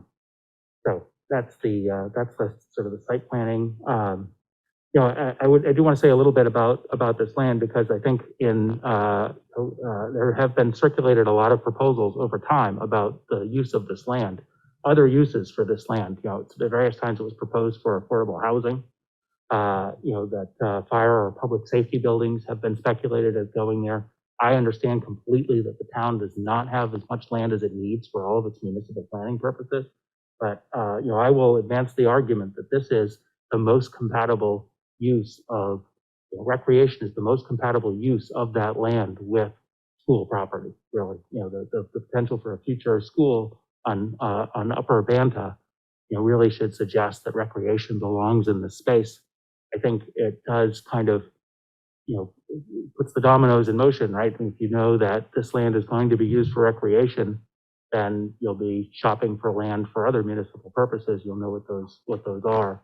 But I don't think that, we should let another decade go by while we deliberate about whether this land is for recreation or not. I just don't think that another use of it really makes sense. So I'll leave that out there for you all to deliberate, because I think a town meeting would have a chance to weigh in on that argument too, through a process now where each of these boards, the school committee, ourselves, and you and the town meeting all can weigh in and say, yes, in fact, we ratify this land as recreational use. So as I said, a key learning from our hearings is the strength of support in the town for building a community center. And that the sort of silence about the 2019 study that sort of followed it was not because people didn't really want this, but maybe because they weren't sure how we could make it possible or how we could afford it. We wholeheartedly support a multi-generational community center in this area. And although we view that the plans that Abcc drew in the 2019 feasibility study as being too ambitious for our town's means and for our town's needs, we've looked at all of the area towns that are similar to us in terms of population and proximity, and the square footage of that facility was just not consistent with a population like ours. we would have the largest by 3x community center for a town under 8,000 population in this broader area if we were to do that.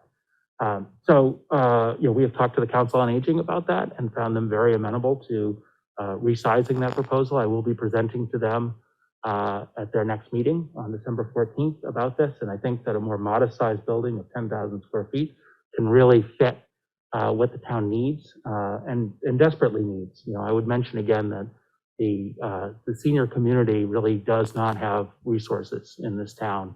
In a lot of ways, we have this tremendous infrastructure of school, of playgrounds, and of playing fields to take a child through the preschool to the age of 18. And then once your nest is empty, we kind of drop you to walk alone on the Carlisle trails as far as recreational resources go. With this, a community center with its most important purpose being also a senior center and having a senior center contained within that, but also aside a pickleball facility, which can be used for other purposes, occasionally for sure. It's like a wide open gym when you want it to be, but it's also, a great state-of-the-art pickleball facility, which really fits the senior community. The idea of having both of those in the same proximity is a lot of towns' dreams, honestly, in terms of the kind of municipal planning that other towns are struggling with in terms of developing resources like this for seniors. We think that the funding of this needs to be privately developed. We've heard from the various presentations about the capacity of the town and its capacity for debt issuance. And I think that a community center needs to be primarily a privately funded initiative. We need to be beginning to build the plans and then fundraising for them, and this will give us a good kickstart. And we've been seeking to negotiate that enterprise fund for the pickleball would also include the community center within it, which, to the extent that the pickleball memberships or court fees produce excess revenue would help to maintain a community center and offset its costs as part of it. I'm going to stop there because the rest of these are slides I've presented to you before or at other public hearings, including the economics and so forth. But I'll take questions on any of those. I want to make sure we have enough time to deliberate and get your questions about the grant agreements and next steps. Well, I just want to say, Drew, to kind of kick things off, that I think, when I first read through this, I thought, there's been really some significant improvements and benefits to the town from the original concept that the donor put forth to us. And so I'm very happy to see those changes. And I want to just open it up for all of us to comment or ask questions. But I do want to recognize the willingness of the Recreation Commission to take in the input that you received and to really look seriously at how to meet the needs of a broader array of people here in town. And I think this is a great step in that direction. I'll piggyback onto that. I think it's all part of the process, right? You get input, and I think, Drew, you and your team have done a really, really great job at meeting where possible, the feedback that you've gotten, and I really, truly appreciate that. Thank you. Anybody have any general comments, or should we just jump right into some specific questions? So, yeah, my questions, I thank you. And I want to say also, I'm very pleased that there's now this dialogue between you, Recom, COA, schools, to start approaching this, and I agree, the community centers a need. And I'm happy that the Steinberg Foundation, you asked one of the students that were objections. So we've talked about getting the keyboards on, to agree in principle, as you've asked, and then town meeting vote. So one question that I have, Drew, is in order to prepare for town meeting, and you make reference to the engineering study and all that, and I understand you didn't present it this way, but I understand that you would like to have that engineering study completed for town meeting? Yeah, so the conceptual site plan, So you an can- engineering study goes, you know, as a proposal goes kind of all the way through site planning, review, approval, and permitting. We wouldn't need to go all that way because there would be no need to get a permit for something we weren't going to be authorized to And you do. would use RepCom funds to do that? Is that the- Yes, we can, although the COA is interested in participating, so we may use some combination But of not the the 33D. Okay, and do you think there's enough time to get a reasonable study? Yes. accomplished? Yeah. And by when would we have to, do we have to authorize that, or you and the? I would need you to get into I would need you to authorize the grant agreement, which I think, Tim, you would sign, once authorized by the select board. And then, you know, we would hire the engineers. There's an exception for all the public bidding requirements for engineers, which is, expedite things. So if we authorize the funding agreement, though, it's still contingent on the town meeting vote? So it's Yes. not- Yep. Okay, that's helpful. And, the other question really that I have, well, I have two other questions. One is, the funding agreement is for the capital basic, the 1.5 million builds the building. Right? Yes. It does not contribute to the operating expenses. No. And so, I guess what I'd like to see is kind of a worst case scenario. In other words, how much exposure, you know, I don't want to get into the P&L today, but, you know, it's got this revenue forecast, but if it doesn't materialize, like what's the, you know, minimal we would need as a town to fund this if we don't get many outside memberships or whatever. Just to understand in the context of taking money for, like ARPA, taking money for capital projects, but being on the hook for the operating expenses. I think Yeah, I should right, know that. And the other comment I guess I have is, I wouldn't dismiss either town-funded or a co-funding of town and individual donors for the rec center. If it's important enough, it deserves its place in the priority list along with public safety and so forth. Our experience with, you know, Louis Salemi, and, well, you've been part of it because you successfully raised money for the athletic fields in Concord. Mhm. But we were very unsuccessful when we built the school building to try to get matching funds to build a second gym. And we are not Concord. I mean, it's just, And we didn't have Drew working on it. what? And we didn't have Drew working on it. Yeah.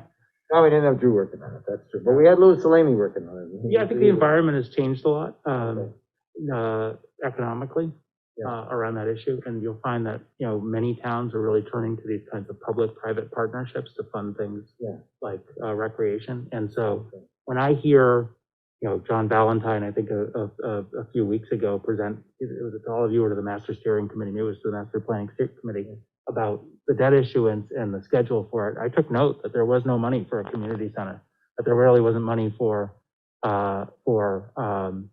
you know, to fund things that are more important, arguably, than a community center.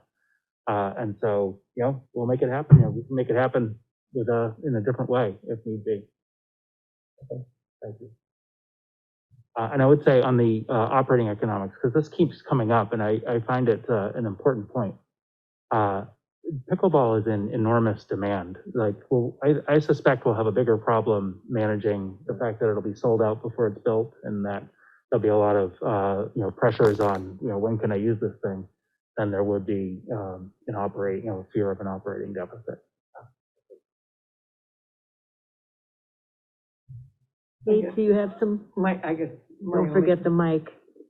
I don't know. My only concerns are about aesthetics of the building and how it'll, and how it would then also integrate with the community center, because they would not like to have kind of an elegant, nice community center and then the, you know, thing. Yeah. Warehouse-looking structure. Warehouse-looking structure I think you attached just- to it, because I think it'll diminish the value of the community center. So I'm just, that's a. I think you just volunteered for the design committee. That's what I heard. Yeah. I had put in some images, page 11. Yeah. just Yeah, that's- kind of what that's what what I'm these- objecting to. Yeah. I have to say, having been to both of Kate's houses, Yeah. she'd be a very good person to be in the design committee. Yeah, I mean, steel frame buildings do have a certain aesthetic look, I guess. Yes, a certain kind of- cachet, you know? The visual aesthetic that I imagined initially at this project was something looking like a barn, kind of fitting into Carlisle in that way, but, Yeah, if it looked like a barn, it was attached to like an antique Another- farmhouse, yeah. which is, that would be one thing. In front of it. Yes, that too. We could take some of those Well, implements that are at the kids transfer can climb it station. Like the tractor at Bates, it's just a climbing structure, but Yeah, that would be okay, but just, yeah. Just And maybe would we like need to to be plant some careful. nice trees next to it. yeah, yeah. to have it look attractive, otherwise nobody will Yeah. gain from that. Well, I want to just clarify something so that it, gets reported accurately. So what you would like is for the select board to authorize Tim to sign the grant agreement as it's written now. But that does not mean that the select board is Approving the project. is approving the project, although what it does allow is for, can you go ahead with just the select board approval and begin the process of finding an engineer to do the conceptual site plan? So you don't need the school board approval and then the, obviously the Recreation Commission, probably, but, so that could come afterwards. Those things just need to be in line before it goes to town meeting Yeah. for right. the enterprise And- fund warrant article and to the- be voted on. And the other committees that need to weigh in, the school committee, the planning board, Yeah. town meeting, they all need that conceptual site plan in order to make Yeah, an informed. okay. statement. So I just want us all to be clear about what we're, But I would think we should be approving at least this aspect of the project in order to sign. I'm having a hard time hearing you, sorry. I'm sorry, I would imagine, I don't know if it's a rule, but I think it would be a good practice for us to actually take a formal vote to approve the plan. And then, to approve the Author- grant proposal. yeah, to approve the grant proposal in order to sign it, not Yeah. just sign it and leave it in the ether. Yeah, I- and then, So that I would think you would not want to vote, in favor of the grant agreement if you didn't think this was a good idea Right, so overall. we should say it's a good idea, and right. we authorize, that was what I said. Yeah, and then, again, just to clarify the process, once there is an actual warrant article about establishing the enterprise fund, that would come back to us as a select board to, again, determine whether we're in support of that or not, in the same way that it would, the planning board would say something about it and other relevant boards. Right. Yeah. So are people comfortable tonight, or do you want to, sort of look through this further and at our next select board meeting, decide whether we're ready to vote to,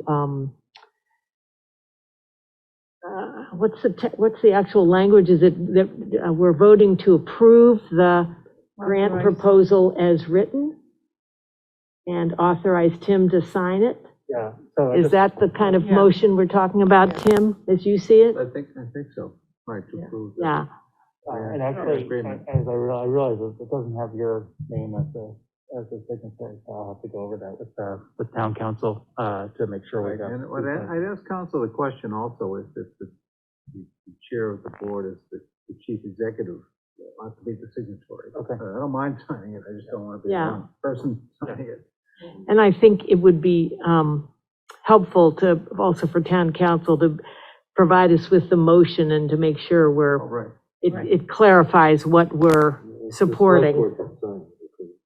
Yeah. Yeah, I didn't notice yeah. that. And council has reviewed this already, I take it?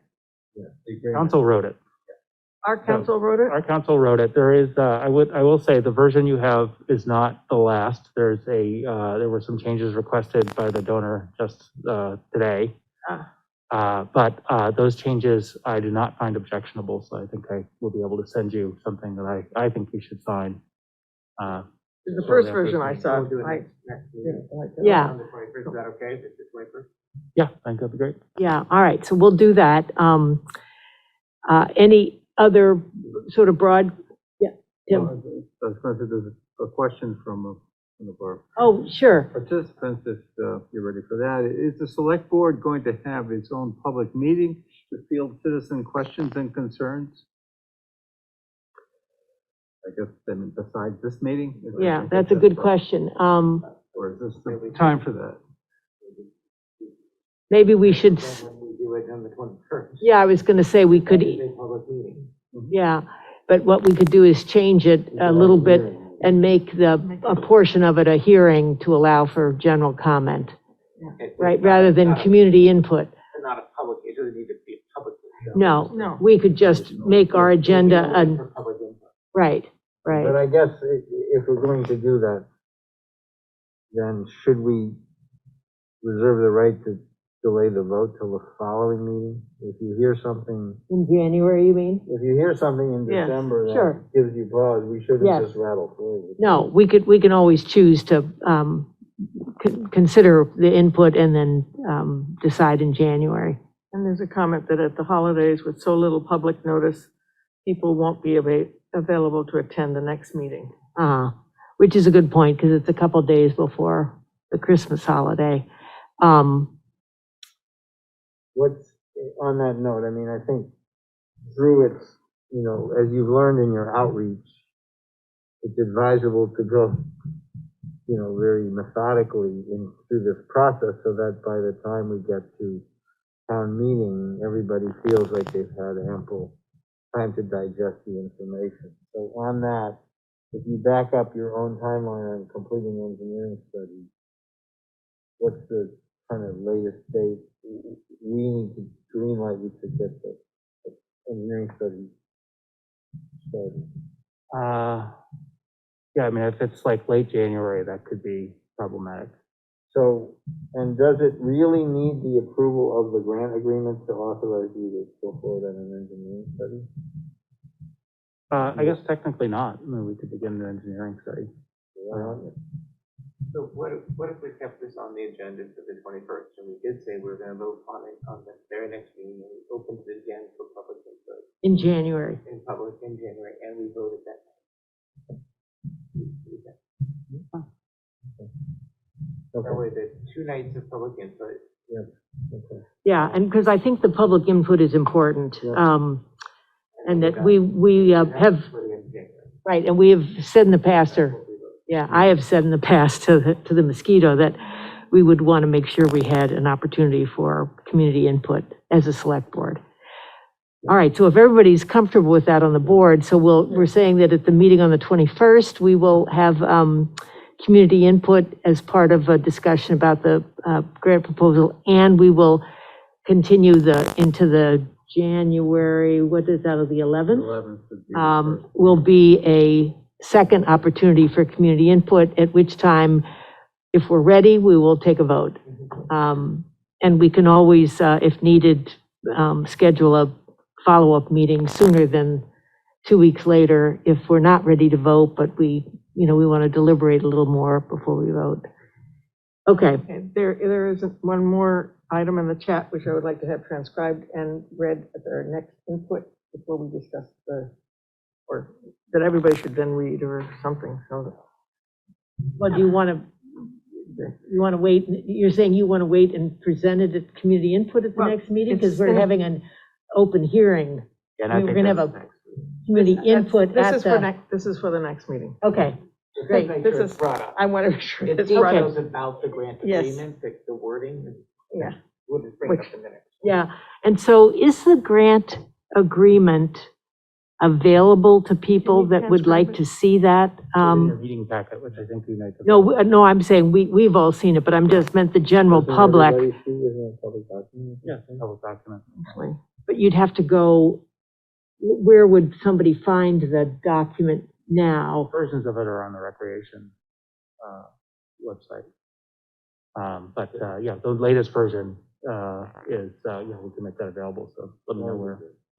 So you're saying you're gonna put it on the Recreation Commission website, this We'll- latest, We'll post it, sure. okay, Um, great, I'll so, also copy you, Tim, so you can. Sure. put it Yeah. you can get it up yeah. there. And, I just saved the chat. yeah, so it would be good to include that in the,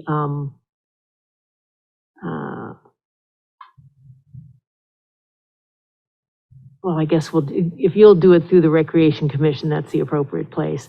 And then maybe we should also, if you're comfortable with Holly sending out a notice through the Recreation Commission, just about the community input opportunity at our next meeting, I'd like to do that as well, if that's all right.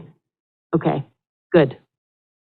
All right, I think we're agreed then on our next steps for this. And I said this at the end of the last section too, the FinCom, because I just wanted to say, and I said it a little bit before, really appreciate your responsiveness on this. You know, you did a great job. You did a great job with the school, so I'm really happy that you're leading this for us, and thank you very much. Thank you, Nathan. Thank you very much. Thank you, Drew.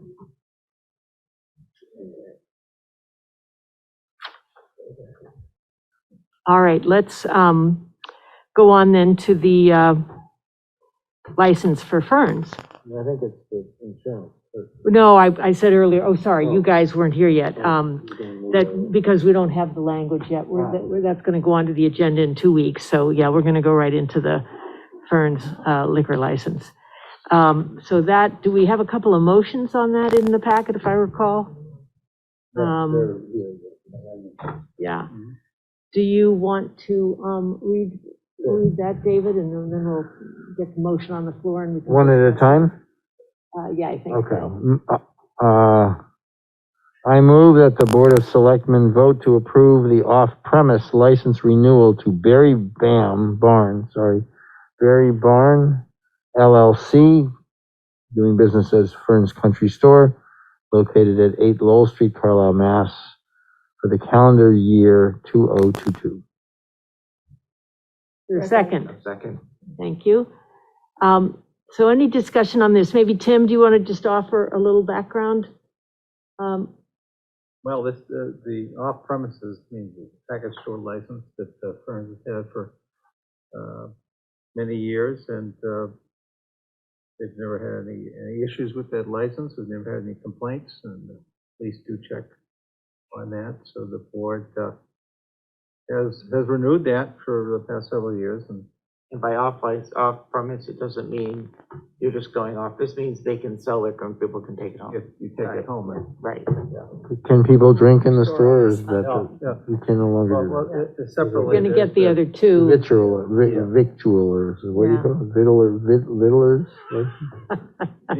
Victualers license, but we'll You can't get, do the motion. I think, I was going to say, maybe Kate should do that one. Yeah, let Kate do All right, that. any more discussion on the first motion? No. All right, all those in favor say aye. Aye. Any opposed? All right, that motion carries. Circulate that for signature.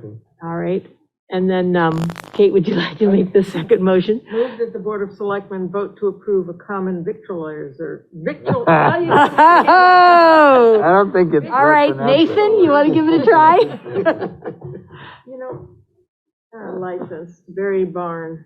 Berry Barn, yeah. That's what it says, yes.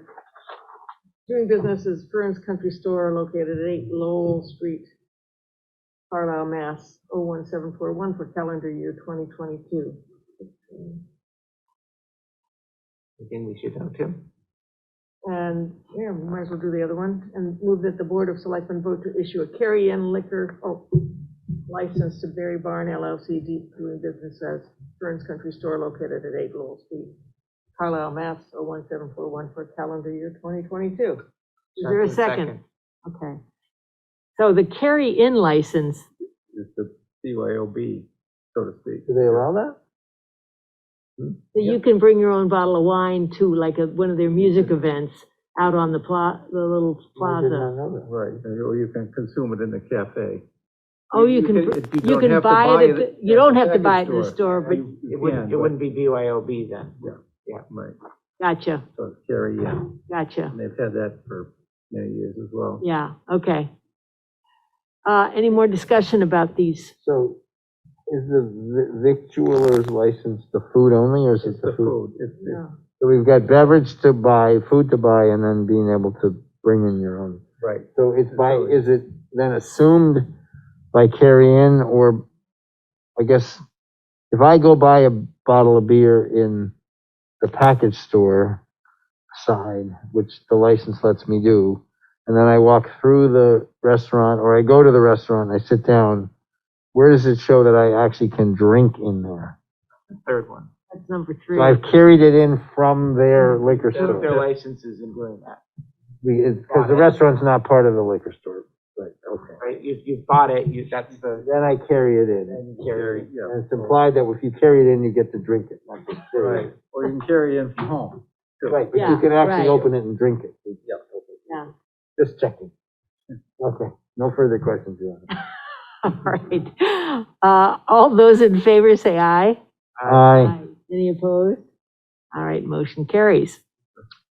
And victualer's license, Okay, Right, you should have made the motion. oh, man, if that's yes, I don't know if I'm saying it right, but you Allows carried it you to off sell well, food Tim. Better than anybody else. You only gave us 2, is there a carry-in license? I don't have the carry-in. Uh-oh. License.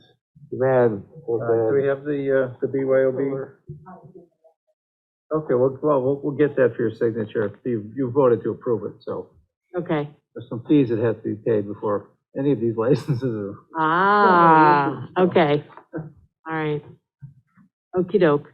Well, then I think we're ready to move on to the town administrator's report. Tim? Okay, this, I didn't really have time to put one together. There are a few things I wanted to mention. There's actually a cemetery deed transfer motion in my report that I think Jen was trying to help me out with. It's the, Okay. so we do have, Perhaps we you do would have do a, that for us, this cemetery deed? I move the select board vote to transfer land in the public burial ground to Nathan Brown of 153 Virginia Farm Lane at Green Cemetery, Lot D 202, graves 1, 2, 3, and 4. Is there something we need to know? investing in Well, real estate. That's why you knew where the graves, where the bodies were buried. Exactly. Yeah, I well, never perhaps wrote you can we have a second? Oh, second. Okay, okay. Any discussion? How many plots? 4. Whoa, All right, planning ahead. all those in favor say aye. Aye. Any opposed? I'll abstain. Abstention? All right, Oh, one abstention. Yeah, got those Um, cemetery deeds. Planning on being Okay, burned to a crisp. and then should we take a quick look at the agenda for the 21st? Or did you want to We, say something more on your, let's see, well, no, I did have a note, I guess, from Chief Fisher, that, they got word of a couple of grants that they're, receiving. They're part of the, Central Middlesex Police Partnership, and they're getting a regional mental health grant of $180,000 to, fund, mental health, a clinician position, the use of follow-up drug overdose and mental health, police interventions in the district. So that's one grant they're participating in. They're also getting a $10,000 grant from Maya, our insurer, for some 3 new ballistic plate carriers. She says, think of them as very thick ceramic vests for our marked cruisers.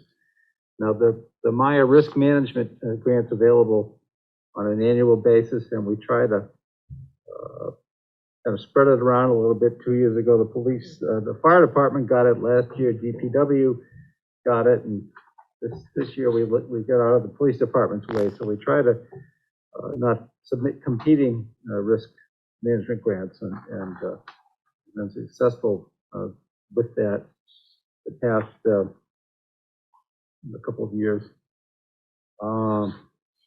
do we want to talk about the agenda for next time? Sure. Chair? Yeah, so we have a, did you all get your draft of that? in the insurance, right?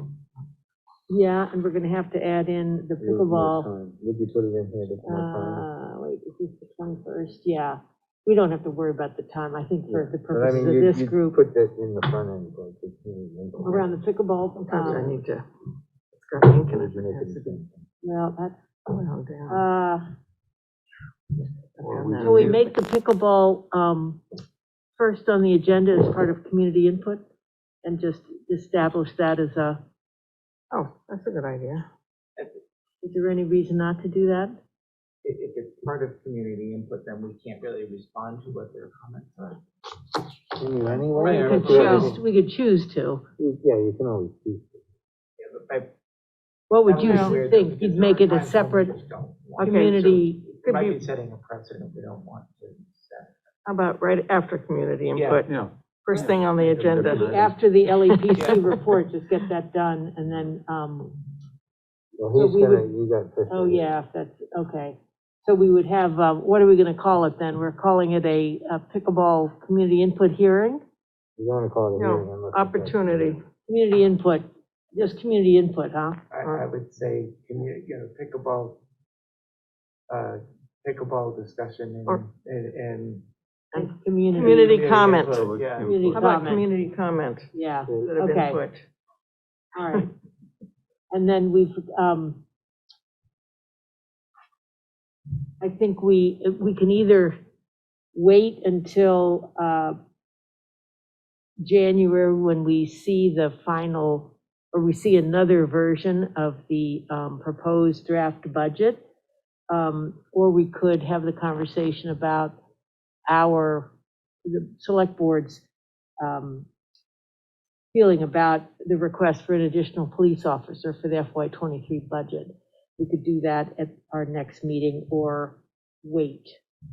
We will not yet have had the the FinCom's opinion about it. Um, Or did they give that to us tonight? It's not clear. No, they did not. So we probably should. No, I'm sorry, are you asking about number 3? Yes. And whether we should even have it? Should we have that on the agenda in 2 weeks, or wait until January until there's more clarity? FinCom. Yeah, let's wait until there's wait. more clarity, because I think there's something else that we need to look at before this.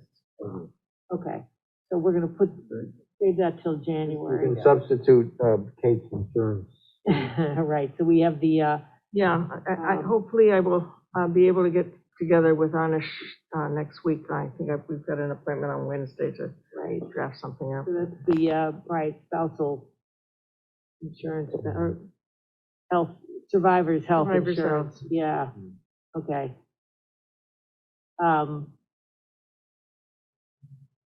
And then we had talked about having this municipal land needs discussion, and Nathan, I think you were spearheading that.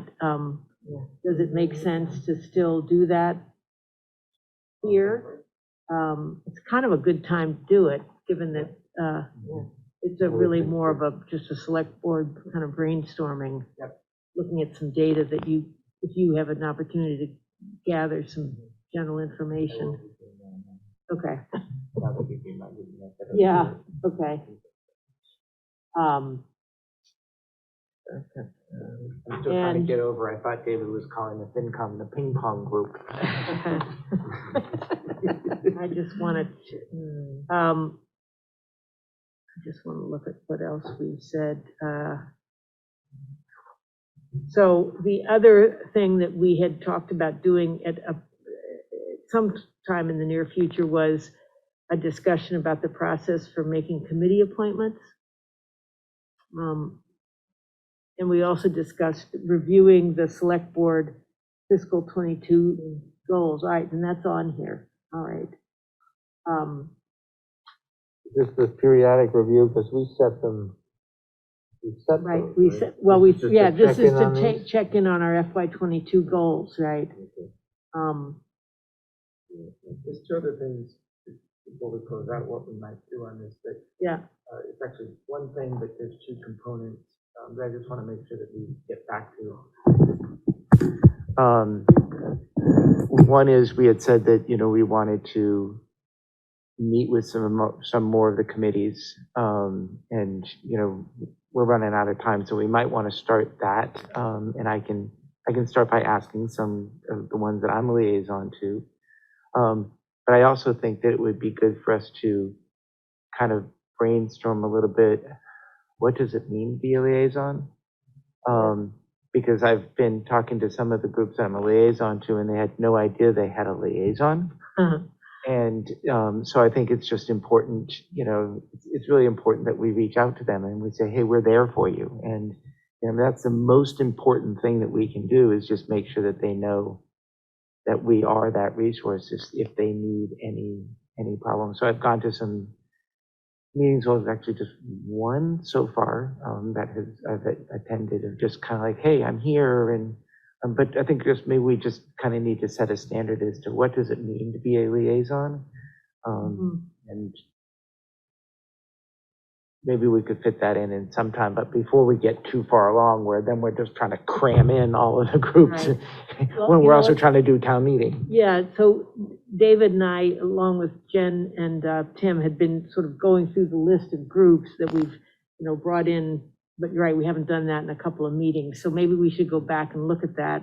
If you have a suggestion of a particular group, board, committee, whatever, that you think we should Yeah, I think it invite. might be good for us to do it, since we're all liaison to different groups, and Yeah. some might be a different priority than.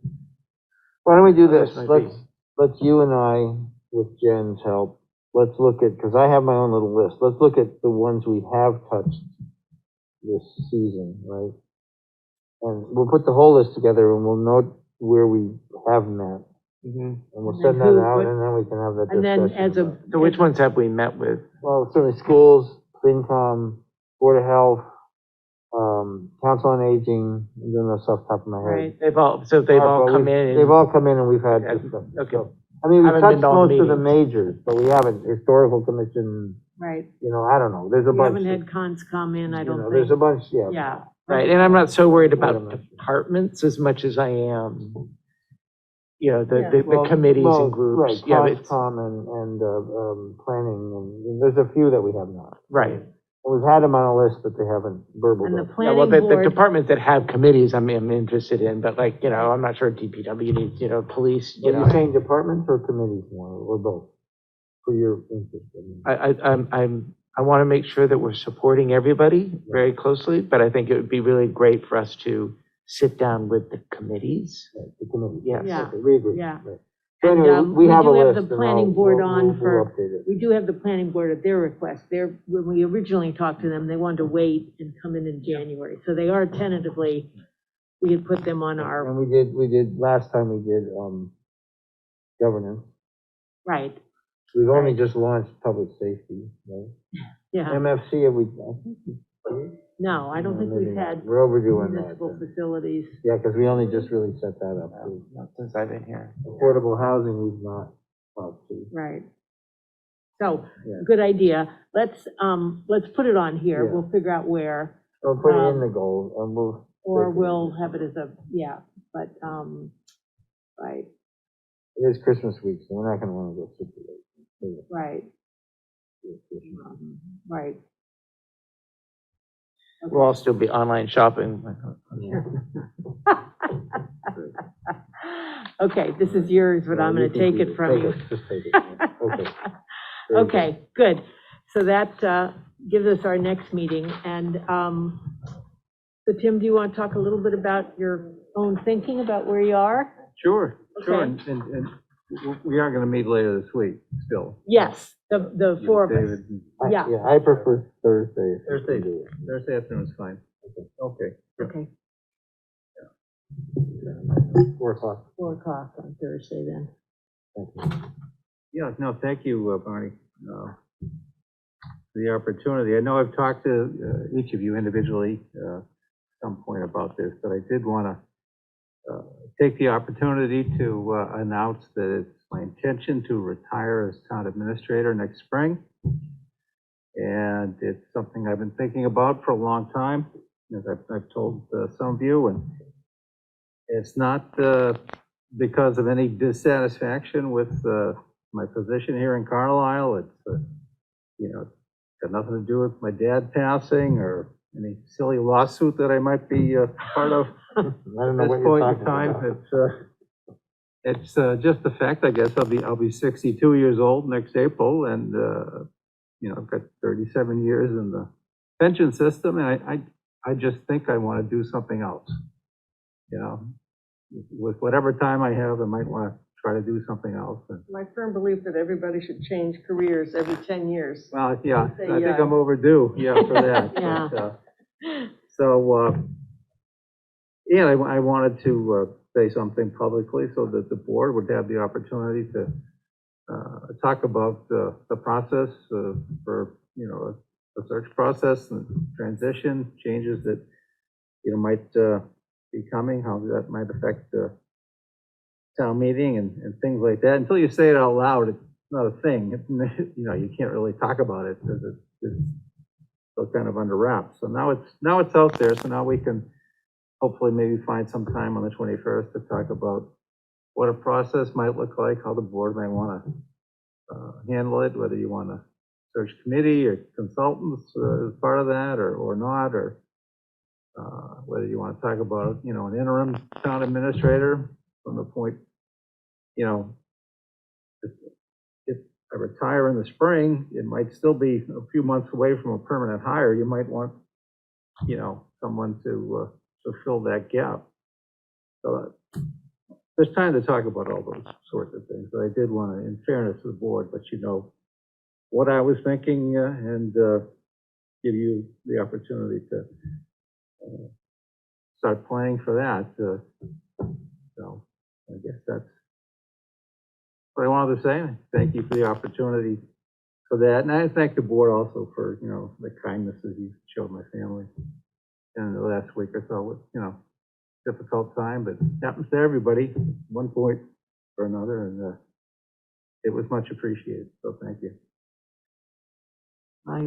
Big news, Tim. Yeah, it is big it is. news. And we'll have, you know, a lot for us to figure out, and we Yeah, look forward and to I'll help working the with board, you on doing you know, that. as much Yeah, as I can, yeah, like that, as much as is appropriate, or yeah, as much as you want me to do. Or, yeah. maybe certain things you don't want me to be part of, and I get that. So that's No, I mean, you have a wealth of experience that we definitely want to, you know. I don't think this is inappropriate for me to say, but when Tim told me this the other day, what I was really most shocked about was that recently somebody said, well, how old do you think Tim is? And I said, oh, I have no idea, and it's not appropriate for me to know, but I'm going to guess he's somewhere around 51. yeah, if only, huh? I never thought I'd say that again. Yeah. Oh, I wish. Well, you're close. He'll be celebrating the 12th anniversary of his 51st birthday. Yeah, I appreciate that. Yeah, Tim, we go back a long way, FinCom days and school committee days, and, you know, you've always been tremendous support for the town and a wealth of knowledge. So I'm definitely going to miss you, but, you know, I can understand it, and I'm envious in a way. My kids are a little too young, even though I'm older than you. My kids are younger than yours. I got a chance to meet your kids and even, you know, some of their kids, and it was nice to do that the other day under maybe better circumstances perhaps, but still. So, thank you for your service. I pictured a bigger crowd when I was. Yeah. Yeah. Yeah, anticlimactic. But yeah, we should, I don't know, we have a lot now going on. Yeah, We may not need to get all that stuff resolved, you know, No. next time, but No, I think but we could probably start want to a block process. Yeah, some time to think. There's a lot of moving pieces because of the request for the assistant TA. There's the governance committee and its, you know, process, and it needs to know this now. And we need to get those pieces kind of, and then the FinCom and its Right. budgeting. So right. we need to let we have to sort of sift through those pieces, and perhaps your suggestion of an interim is a wise idea if we.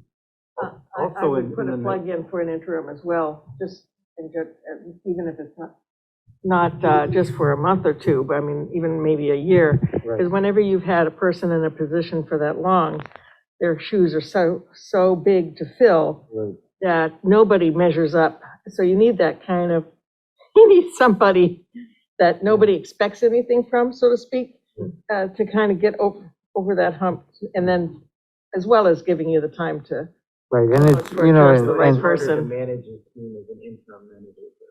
I it's harder- understand that, harder but to it manage, makes yeah. this, the next guy's job so much easier, because you're not always comparing them with.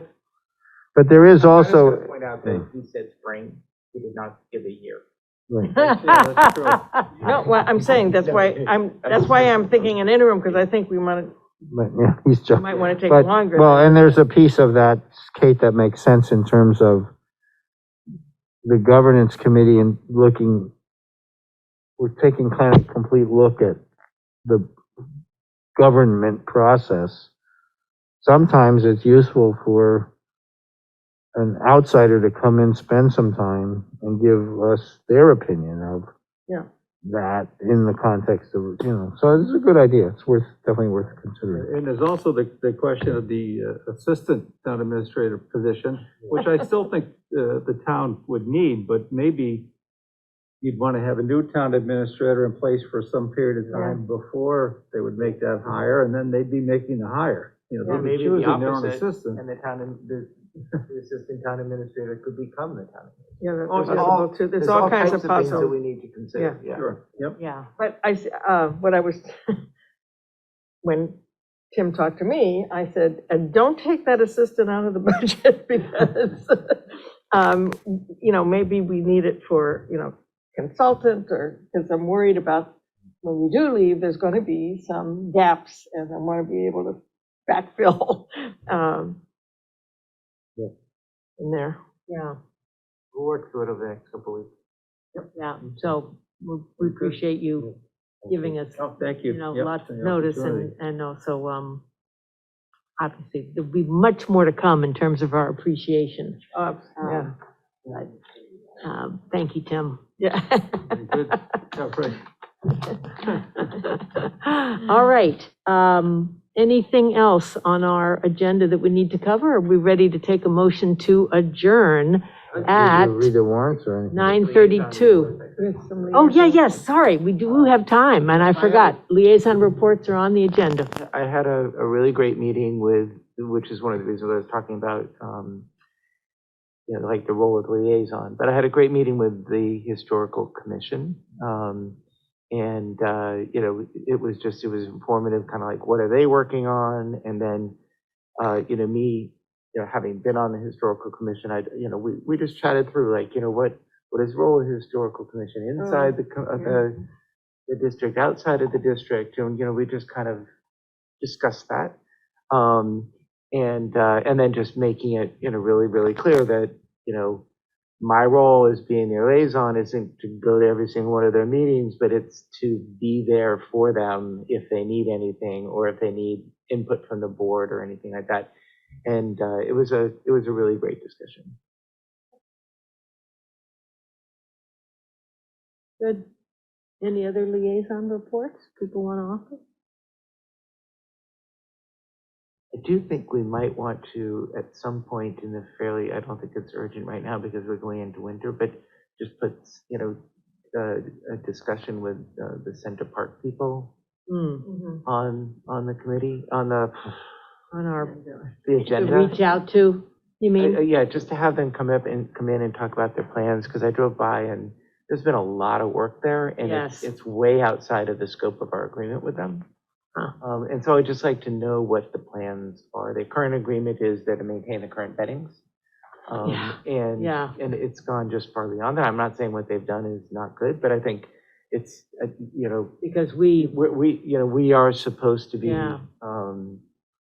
kind of directing that kind of work per our agreement with that organization. Yeah. And so just to make sure that we're crossing all the i's, dotting all the t's, and if anybody says what's happened, we can say, well, we voted on it. There was a public meeting for discussion. I think it's important to kind of get in alignment with them. You know, we kind of signed the agreement, like, back when I was on the board last time, and I'm not sure we've really kind of kept in touch with Gone them. back and checked in, And just want yeah. to make sure that we're in alignment with them. And, I mean, knowing well, one of the key players, I'm sure she'd be thrilled to come in and talk with us, as would probably some of the other members. Yeah, and just being clear, you know, currently it's maintain the existing beds. Anything else needs to have our approval.